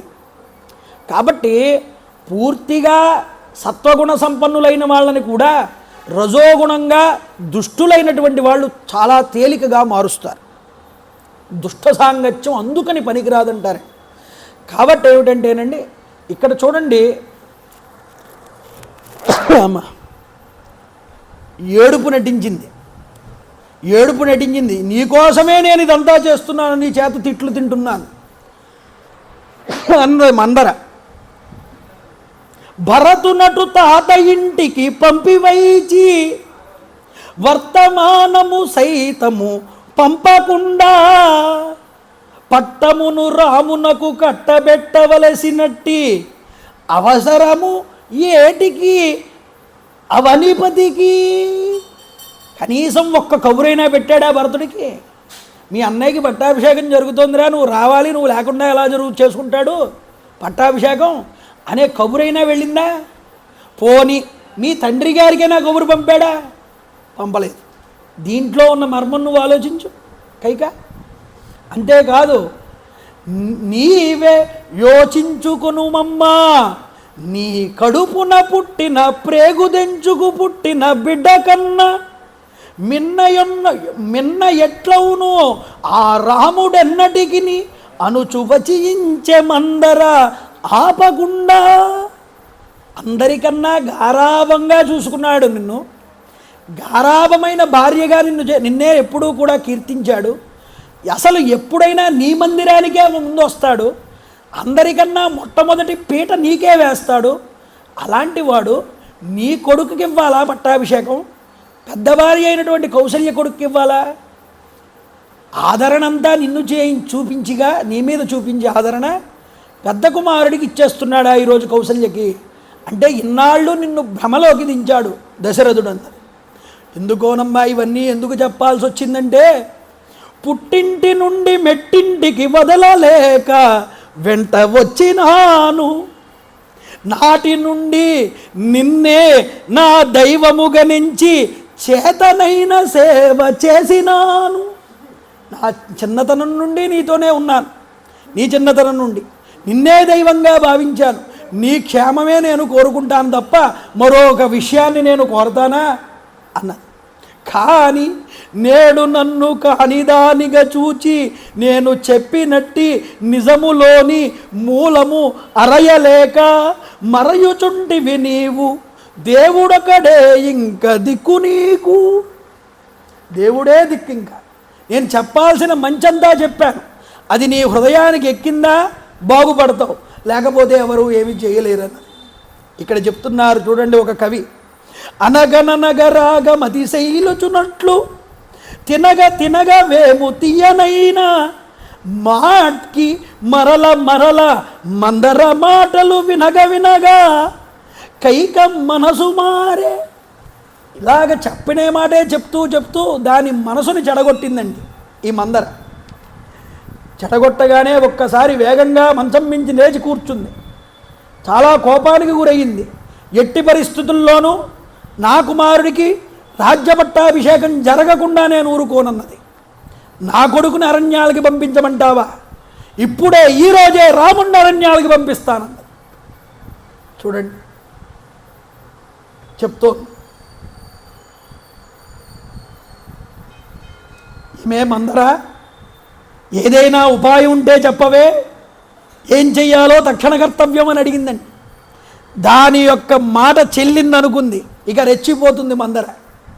చూడండి, ఏం చెయ్యాలని నన్ను అడుగుతావేమిటి? నీకన్నీ తెలుసు, నేనే గుర్తు చేయాలి, నీకన్నీ తెలిసినా మర్చిపోతావు నువ్వు. ఒకసారి దేవాసురుల సంగ్రామం జరిగింది.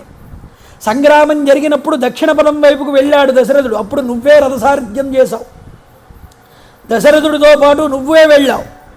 వెళ్తే అక్కడ వైజయంతపురానికి చేరుకున్నారు, తిమిధ్వజుడు అనేటటువంటి రాక్షసుడి యొక్క పురానికి. అక్కడ దేవేంద్రుడితో రాక్షసులకి యుద్ధం జరిగింది. దేవేంద్రుడి తరపున నువ్వు యుద్ధం చేశావు, మీ యొక్క భర్త దశరథ మహారాజు యుద్ధం చేశాడు. అందులో రాత్రివేళ నిద్రిస్తూ ఉండగా క్షతగాత్రులైనటువంటి యుద్ధంలో ఉన్నటువంటి భటులందరూ క్షతగాత్రులైతే రాత్రివేళ వచ్చి ఆ రాక్షసులు వీళ్ళ పీకలన్నీ కోసేశారు. కోస్తే ఆ రాత్రి సమయంలో యుద్ధానికి వెళ్ళాడు దశరథుడు ఈ రాక్షసుల మీద. రాత్రి రాక్షసుల యొక్క బలం ఎక్కువ కాబట్టి దశరథుడిని శస్త్రాస్త్రాలతో కొట్టారు. మూర్ఛిల్లి పడిపోయాడు దశరథుడు.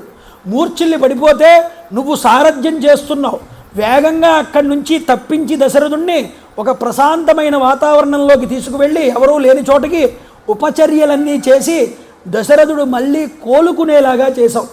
అలా కోలుకున్నందుకు గాను దశరథుడు ప్రీతి చెంది నీకు ఏదైనా 2 వరాలు ఇస్తాను కోరుకో అన్నాడు. కోరుకో అంటే నేను ఇప్పుడు ఆ వరాలు నాకేం అక్కర్లేదు, మీ దగ్గరే న్యాసంగా ఉంచండి, సమయం వచ్చినప్పుడు నేను అడుగుతానని ఆ 2 వరాలని నీ భర్త దగ్గరే అట్టే పెట్టావు. ఇప్పుడు దానికి సమయం వచ్చింది. ఈ విషయం కూడా ఒకసారి నువ్వు నాకు చెప్తే నేను అప్పటి నుంచి గుర్తించుకుని నెమరు వేసుకుంటూ సమయం ఎప్పుడు వస్తుందా అని ఎదురు చూస్తున్నాను. ఇన్నాళ్ళకి ఈ విషయాన్ని నీకు నేను గుర్తు చేశానన్న. ఇలా చెప్పగానే ఇన్ని తెలివితేటలున్నాయే ఈ బుర్రలో నీకు. కైక మాట్లాడుతుంది చూడండి. వాల్మీకి మహర్షి ఇంత గొప్ప రసాభాస అయినటువంటి సందర్భంలో హాస్యాన్ని కూడా మిళితం చేస్తాడు. ఎలాగైనా నీ భర్తను ఒప్పించి రామ పట్టాభిషేక ప్రయత్నాలు ఆగిపోయేటట్లు చెయ్యి, భరతుడికి యువరాజ్య పట్టాభిషిక్తుడు వచ్చేటట్లుగా చెయ్యి, శ్రీరాముణ్ణి 14 సంవత్సరాలు వనవాసానికి పంపించేటట్లుగా ఈ 2 వరాలు కూడా తప్పకుండా కోరుకో. ఏమే 14 సంవత్సరాలే ఎందుకంటావేమో చెప్తాను విను. ఈ 14 సంవత్సరాల కాలంలో నీ కుమారుడు ప్రజల యొక్క ఆదరాభిమానాల్ని ప్రేమని చూరగొంటాడు తన యొక్క రాజ్య పరిపాలన చేత. అప్పుడు 14 సంవత్సరాల తర్వాత రాముడు వచ్చినా ప్రజలు రాముణ్ణి మర్చిపోతారు, భరతుడే రాజు కింద ఉండిపోతాడు. అందువల్ల రాముణ్ణి 14 సంవత్సరాలు అరణ్యవాసానికి వెళ్ళిపోవాలని, నీ భరతుడికి పట్టాభిషేకం జరగాలని ఈ 2 వరాలు కోరుకోమని. కైకేయి, నువ్వు వెంటనే మలిన వస్త్రాలు కట్టుకో, కోపగృహంలోకి ప్రవేశించు, కటిక నేల మీద పడుకో, కోపాన్ని నటించు. మహారాజు గారు కంగారు పడుతూ కోపగృహంలోకి వచ్చిన వెంటనే ఆయన్ని చూసి చూడనట్లుగా ప్రవర్తన చేయి, నటించమంది. శోకంతో నేల మీద పడి దొర్లుతూ ఉండు అటు ఇటు. ఆయన ఎంత మాట్లాడినా ఆయనతో మాట్లాడు. ఎంత ట్రైనింగ్ ఇచ్చిందో చూడండి. ఇచ్చి నీ భర్తకి దశరథుడు నీపై గల ప్రేమ అపారమైనటువంటిది, అది నాకు తెలుసు, నీ కొరకై అగ్నిలో దూకమన్నా సరే దూకేస్తాడు వెళ్ళి, సందేహం లేదు. కాబట్టి నీ కోపానికి కలిగించేటటువంటి పనులు ఏ విధంగా కూడా చెయ్యడు దశరథుడు. నువ్వు కన్నులు ఎర్ర చేస్తే తట్టుకోలేడు. నీకు తృప్తిని చేయడానికి నీ మహారాజు తన ప్రాణాలని సైతం కూడా ఇచ్చేస్తాడు. అతడు నీకు ఎంత ప్రేమపాత్రుడంటే నువ్వు గీసిన గీటు కూడా ఆయన దాటడు. సే అమాయకురాలా, ఇప్పుడైనా సరే నీ సౌందర్య ప్రభావాన్ని నువ్వు తెలుసుకో, ఆ సౌందర్య ప్రభావాన్ని చూపించు అని చెప్తోంది. ఈ 2 కోరికల నుండి నీ మనసు మళ్లించడానికి రాజు నీకు ఎన్నో కోరికల్ని ఎరవేస్తాడు, ఆశ చూపిస్తాడు, రత్నాల్ని చూపిస్తాడు, బహుమతుల్ని చూపిస్తాడు. పిచ్చిదానిలాగా ఎప్పుడూ కూడా ఏదో చూపించాడు కదా గిఫ్ట్ అని ఆ గిఫ్ట్ వైపుకు మనసు త్రిప్పేసుకోకుండా నేను చెప్పిన 2 వరాలని మనసులో నుంచి పక్కకి తీసెయ్యకు సుమా. కాబట్టి ఇవి మనసులో గట్టిగా పెట్టుకో. ఒకటి, భరతుడికి పట్టాభిషేకం జరగాలి, రాముడు వనవాసాలకి వెళ్ళిపోవాలి 14 సంవత్సరాలు. ఇది మాత్రం గట్టిగా గుర్తుపెట్టుకోమన్నాడు. గట్టిగా నిలదీసుకుని ఉండు. బాగా బుజ్జగించి కాసేపటికి నువ్వేది చెప్తే అది చేస్తాను, నువ్వేం కోరుకుంటే కోరుకో, అది నేను తప్పకుండా చేస్తానని మాట ఇస్తాడు దశరథుడు. అలా మాట ఇచ్చినప్పుడు అతని దగ్గర వాగ్దానం తీసుకుని మాట అప్పుడు ఈ 2 ప్రశ్నలు అడిగాయి, ఈ 2 కోరికలు. మర్చిపోకు సుమా. ఏమిటో ఈ భరతుడికి బట్టం కట్టినట్లుగా ఒక వరం, రాముణ్ణి అరణ్యాలకి పంపేటట్లుగా మరొక వరం. వరాలు కోరుకోవడానికి నీకు ఇదే తగినైనటువంటి సమయం అని చెప్పింది. నిర్భయంగా పట్టుబట్టి రామ పట్టాభిషేక ప్రయత్నాల నుండి మహారాజుని పక్కకి మరలించు అని చెప్పింది. ఈ విధంగా మందర యొక్క మాటల చాతుర్యం చేత అనర్థదాయకమైనటువంటి విషయాన్ని కూడా ప్రయోజనకారిగా భావించినట్లుగా కైకేయి బుద్ధిని మార్చివేసింది. నిజానికి ఇది కైకేయికి అనర్థమైనటువంటి విషయం. అనర్థమైన విషయాన్ని కూడా ఇది నీకు చెయ్యకపోతే నువ్వు చాలా దెబ్బతింటావు, ఇది నీకు చాలా శ్రేయస్సునిస్తుంది అన్నట్లుగా మార్చివేసింది. అందువల్ల స్నేహము కూడా సాంగత్యము కూడా మంచి సాంగత్యమై ఉండాలి సుమా. అందుకనే ధర్మం నుండి పక్కకి తప్పిస్తోంది కైకేయిని మందర. ఆ ధర్మం నుండి జారిపోతున్నప్పుడు నీవు బుద్ధిని ఉపయోగించి నేను చేస్తున్నది మంచా చెడా? బుద్ధి చెప్పింది 2 సార్లు, రాముడు ధర్మాత్ముడని, రాముడు నాకు ప్రియ పుత్రుడని ఎన్నోసార్లు తర్కీఫ్ ఇచ్చింది పైనుంచి కైకేయికి. ఆ బుద్ధిని పక్కకి గెట్టించి పక్కకి మనసు చేత ప్రభావం పొందేలాగా చేయగలిగింది మందర. ఇప్పుడు కైక బుద్ధి చెప్పే మాటని పక్కకి పెట్టేసి మనసు చెప్పేదాన్ని పైకి తీసుకొచ్చింది. మనసు చెప్పినట్లుగా ప్రవర్తిస్తున్నది. దీనివల్ల ఎంత అనర్థం జరుగుతుందో మనకి వాల్మీకి మహర్షి మాట ద్వారా చూపిస్తున్నాడు. కైకేయి బుద్ధిని మార్చేసిందిటండి. ఈ కారణంగా కైకేయికి ఆమె మీద విశ్వాసం కుదిరింది. మందర ఏం చెప్తే అది నేను చేస్తాను అనే స్థితికి వచ్చింది. కాబట్టి లోపల చాలా ఆనందించింది. నిజానికి చెప్పాలి అంటే కైక చాలా ప్రజ్ఞావంతురాలైనా ఒక కుబ్జ మందర మాటల్లో చిక్కుకుపోయి ఒక పసిపిల్లలాగా, దారి తప్పినటువంటి లేడి పిల్లలాగా తన కార్యాన్ని గుర్తు చేసుకోకుండా అనుచితమైన కార్యం చేయడానికి సిద్ధపడుతోంది ఈరోజు. ఆమె మందర తెలివితేటలకి చాలా ఆశ్చర్యపోయిందిట. ఏమే నిజంగా నువ్వు నా పక్కన లేకపోతే ఈరోజు రాజ్యం అంతా కూడా రాముడికి కట్టబెట్టేసేదాన్ని, నా కొడుకుకి ఏమీ లేకుండా పోయేది. రాముడు ఎంత ధర్మాత్ముడో తెలిసినా సరే ఆ సమయానికి పక్కవాళ్ళు చెప్పిన ఆ దుర్బోధ బుద్ధిని కలుషితం చేసింది. అందువల్ల వాసనని విడిచిపెట్టడం చాలా కష్టమే. మనిషి ఎన్నో తప్పులు చేస్తాడు శరీరంతో. శరీరాన్ని విడిచిపెట్టిన తర్వాత కూడా ఈ తప్పులు చేసే గుణం అలవాట్లు ఉంటాయే, ఈ అలవాట్లు మనిషిని విడిచిపెట్టవు. ఎలా విడిచిపెట్టవు అంటే, వాడు మంచివాడైతే మంచి గుణాలను ప్రకటింపజేస్తాయి తర్వాత జన్మలో. వాడు చెడువాడైతే పుట్టుక నుంచి ఆ చెడు అలవాట్లు మళ్ళీ ప్రారంభం అవుతాయి. ఒక ఇంగువ ముక్క తీసుకుని ఇంగువ ముక్కని గుడ్డకి చుట్టి దాన్ని అలా కాసేపు ఉంచిన తర్వాత ఆ గుడ్డలో నుంచి ఇంగువ ముక్క తీసి పక్కన పాడేసినా ఆ గుడ్డని ఇలా వాసన చూస్తే ఆ ఇంగువ వాసనే కొడుతుంది గుడ్డ కూడా. అలాగా వాసనా బలం అనేటటువంటిది ఉందే, ఈ వాసనా బలం ఇప్పటిది కాదు, ఎన్నో జన్మల నుంచి మనకు వస్తున్నది. వాడికి ఇంకొకటి చెప్పక్కర్లేదు. పుట్టుకలోనే చాకచక్యంగా పుట్టుక నుంచే పక్కన వాడి వస్తువులు తీసుకొచ్చి ఇంట్లో పెట్టుకుంటూ ఉంటాడు. వాడు పూర్వజన్మలో ఒక గజ దొంగ. ఆ వాసన పోలేదు వాడికి, ఈ జన్మ నుంచి చిన్నప్పటి నుంచి ప్రారంభమైంది. ఒకడుంటాడు చిన్నప్పటి నుంచి మహామేధావి కింద చదువుతాడు. వాడు 10వ తరగతి కూడా 5వ తరగతిలో ఉన్నప్పుడే పూర్తి చేసేస్తాడు. వాడు పూర్వజన్మలో గొప్ప విద్యావంతుడు, ఈ జన్మలో ఆ వాసన ఇంకా పోలేదు వాడికి. అలాగే ఒకడు చిన్నతనంలోనే హార్మోని వాయించేస్తాడు, గిటారు వాయించేస్తాడు. వాడికి ఆ వాసనాబలం పూర్వజన్మ నుంచి ఉన్నదే.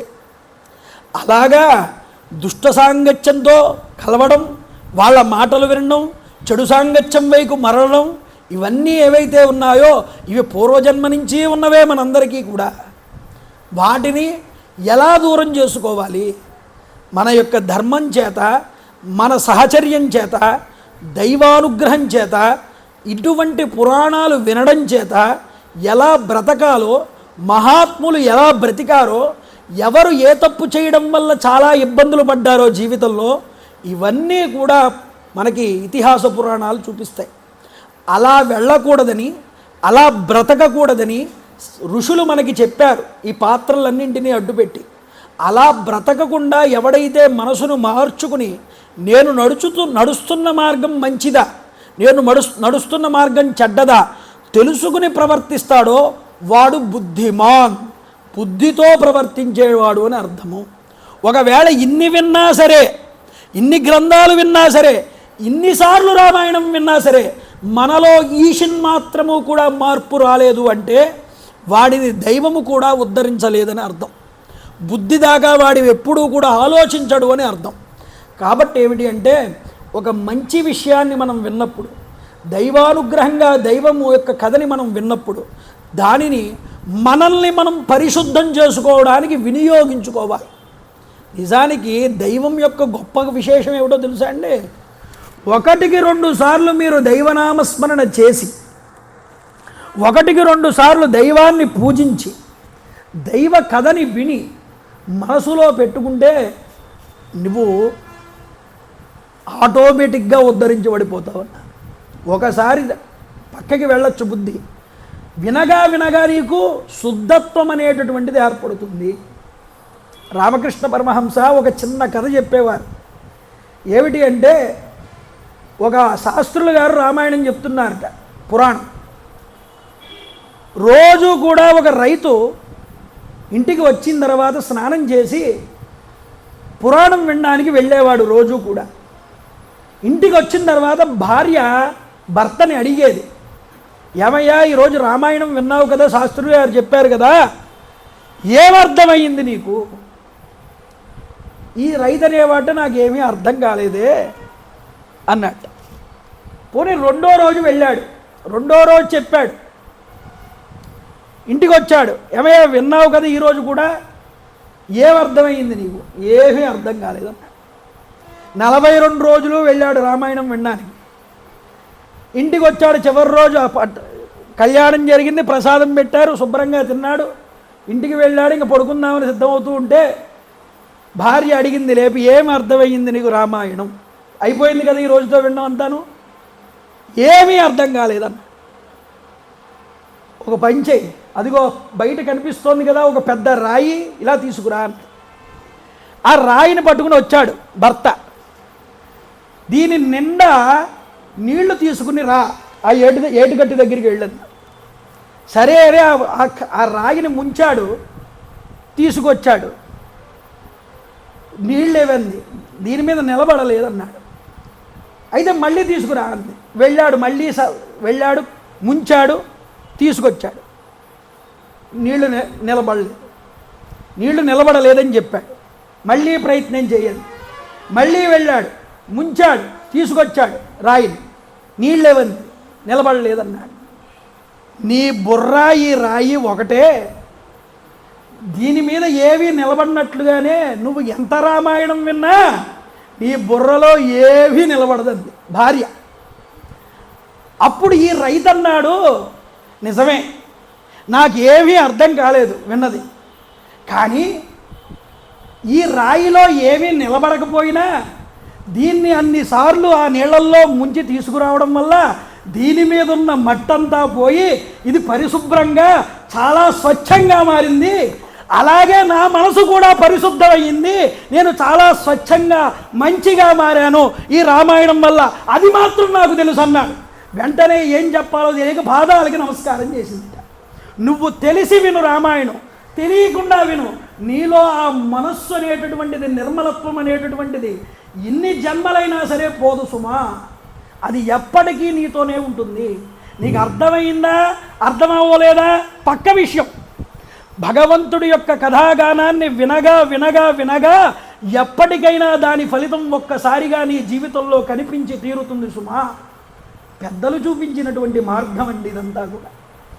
కాబట్టి ఇంతటి దుష్ప్రబోధం అనేటటువంటిది మందర మనసుకు ఎక్కి, ఇంత ఆలోచనాపరురాలివి, తెలివితేటలు కలిగిన దానివి అని నేను అనుకోలేదే మందరా నిన్ను.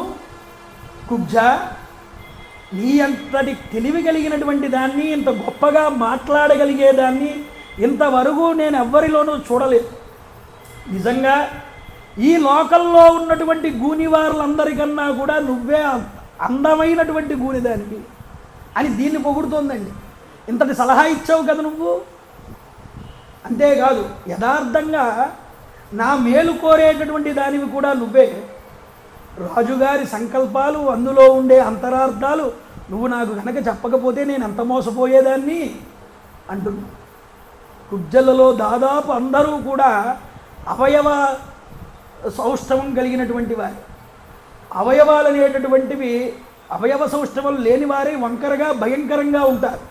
కానీ నువ్వు మాత్రం ఎలా ఉన్నావో తెలుసా? గాలికి వంగినటువంటి పద్మంలాగా కనిపిస్తున్నావే. ఎంత హాస్యాస్పదమైన మాటలో చూడండి. ఇక్కడ కైకకి నువ్వు పట్టుబట్టి నన్ను ఇలా దింపావు కాబట్టి ఇందులో సరిపోయింది, కానీ లేకపోతే నేను ఏమైపోదానో, అంతా నేను అనుకున్నట్లుగా జరిగితే నీ నడుమును ధరించినటువంటి వడ్డానపు చిరు సవ్వడిలాగా వినసొంపుగా బాగా నీకు ఆ యొక్క దృశ్యమైనటువంటి ఆభరణాలు, పట్టు వస్త్రాలు అన్నీ కూడా నేను చేయిస్తాను. నీ గూని కూడా ఎంత అందంగా ఉందే, రథం మీద పైకొప్పు ఎలా ఉంటుందో విశాలంగా అలా ఉంది నీ గూను. నీ గూనికి నేను భరతుడు రాజయ్యిన తర్వాత బంగారపు పాత్రని చేయిస్తాను పైన కవచాన్నంతే. అంతేకాదు, నిజానికి శంబాసురుణ్ణి చంపినప్పుడు వెళ్ళి దశరథుడు నేనును వాడికి చాలా మాయోపాయాలన్నీ కూడా ఉన్నాయి. ఆ మాయోపాయాలన్నీ వాడిలో ఎన్నున్నాయో నీలో అన్ని ఉన్నాయి. నీలో కూడా ఎందులో దాక్కుని ఉన్నాయో తెలుసా? నీ మైండ్లో కాదు, ఈ ఆలోచనలన్నీ ఈ గూనిలోనే ఉన్నాయి. చూడండి, ఈ మాయోపాయాలకి అన్నింటికి ఇది నిలవు. శ్రీరాముడు వనాలకి వెళ్ళగానే భరతుడికి పట్టాభిషేక ఉత్సవం జరిగిన పిమ్మట నీ గూనికి అనువైనటువంటి బంగారు ఆభరణాన్ని చేయిస్తాను. చేయిద్దీగాలే కానీ అప్పుడే కోటలు కట్టకు, ఆకాశంలో మేడలు కట్టకు, అవన్నీ కూలిపోతాయి. ముందు ముందు నువ్వు వెళ్ళి కోపగృహంలో వెళ్ళి నటించు, దశరథుడు వచ్చే సమయం అయ్యింది అని వేగంగా ఆవిడ్ని ఆ యొక్క కోపగృహంలోకి పంపించింది. దశరథుడు ఇంతటి చక్కనైనటువంటి విషయాన్ని తన భార్యలకి చెప్పాలి, ఇంకా వాళ్ళకి తెలియలేదు, మా భార్యలతో ఈ రామ పట్టాభిషేక వార్తని పంచుకోవాలని ఉద్దేశ్యంతో ఆ రోజు రాత్రి వెంటనే మొట్టమొదట ఈ మంచి విషయాన్ని కైకేయికి చెప్పాలి అనే ఉద్దేశ్యంతో మొట్టమొదట కైకేయి మందిరంలోకి వెళ్ళాడు. కైకేయి కనిపించలేదు, అరిచాడు. అది భటుడు పరిగెట్టుకుంటూ వచ్చాడు. అయ్యా, కైకేయి మాత కోపగృహంలోకి వెళ్ళి అలకపాన్పు ఎక్కిందని చెప్పాడు. చెప్పగానే కంగారు పడిపోయాడండి దశరథుడు. ఏ కొంప ములుగుతుందో అనుకున్నాడు. కంగారు పడుతూనే కోపగృహంలోకి వెళ్ళాడు. కోపగృహంలో నేల మీద మలిన వస్త్రధారిణి అయినటువంటి ఆ కైకమ్మని చూశాడు. ఏమి ఉపద్రవం ముంచుకొస్తుందానని మనసులో ఉన్నది మొదటి నుంచి కూడా. అదే జరుగుతుందనే భయంతోనే ఉన్నాడు దశరథుడు. ఇక ఆ కైకని ఏ విధంగా ఓదారుస్తాడు, ఏ విధంగా ప్రాధేయపడతాడు? అయినా కైకేయి తన యొక్క దుష్ప్రభావాన్ని ఎలా చూపిస్తున్నది, రాముణ్ణి ఏ విధంగా అరణ్యానికి పంపడానికి ప్రయత్నం చేయిస్తున్నది, ఏ విధమైన కోరికలు కోరుకున్నది, రాముడు సత్యపరిపాలనకి ఏ విధంగా ధర్మాన్ని పట్టుకుని వెళ్ళాడు, ఇన్నేటటువంటి విషయాలన్నింటినీ కూడా రేపు సాయంత్రం 6:30 మళ్ళా తిరిగి ఇదే ప్రాంగణమునందు మనం చర్చించుకునేటటువంటి ప్రయత్నం చేద్దాం. అటువంటి ధర్మపరమైనటువంటి రామాయణం అయోధ్యాకాండ 2వ రోజులకు మనం వచ్చాం. ఈరోజు గాలిదేవర రామకృష్ణ గారు వరలక్ష్మి భ్రమరాంబ దంపతుల జ్ఞాపకార్థంగా వారి కుమారుడు గాలిదేవర పుల్లయ్యనాయుడు గారు పద్మప్రియ దంపతులు ఇద్దరు కూడా ఈ యొక్క కార్యక్రమాన్ని ఏర్పాటు చేయించి వారి తల్లిదండ్రుల జ్ఞాపకార్థం ఈ యొక్క కార్యక్రమాన్ని అయోధ్యాకాండ అంతా కూడా వారు ఏర్పాటు చేయడం జరిగింది. కాబట్టి వాళ్ళకి ఇక్కడ ఎంతో శ్రద్ధగా వచ్చి ఇక్కడ రోజు కూడా ప్రసాద వితరణ కూడా దగ్గరుండి వాళ్ళు చేసి వెళ్తున్నారు. అటువంటి వారి జ్ఞాపకార్థం వారి తల్లిదండ్రులు ఎక్కడ ఉన్నా సరే పితృదేవతానుగ్రహాన్ని వీళ్ళు పొంది ఉన్నత లోకాలు వాళ్ళు పొందాలని, రామచంద్ర ప్రభువు యొక్క అనుగ్రహ కృపా కటాక్ష వీక్షణములు కలగాలని మనస్ఫూర్తిగా భావన చేస్తూ నేను చెప్తాను, మీరందరూ కూడా చెప్పండమ్మా. శ్రీరామ జయ రామ జయ జయ రామ, శ్రీరామ జయ రామ జయ జయ రామ,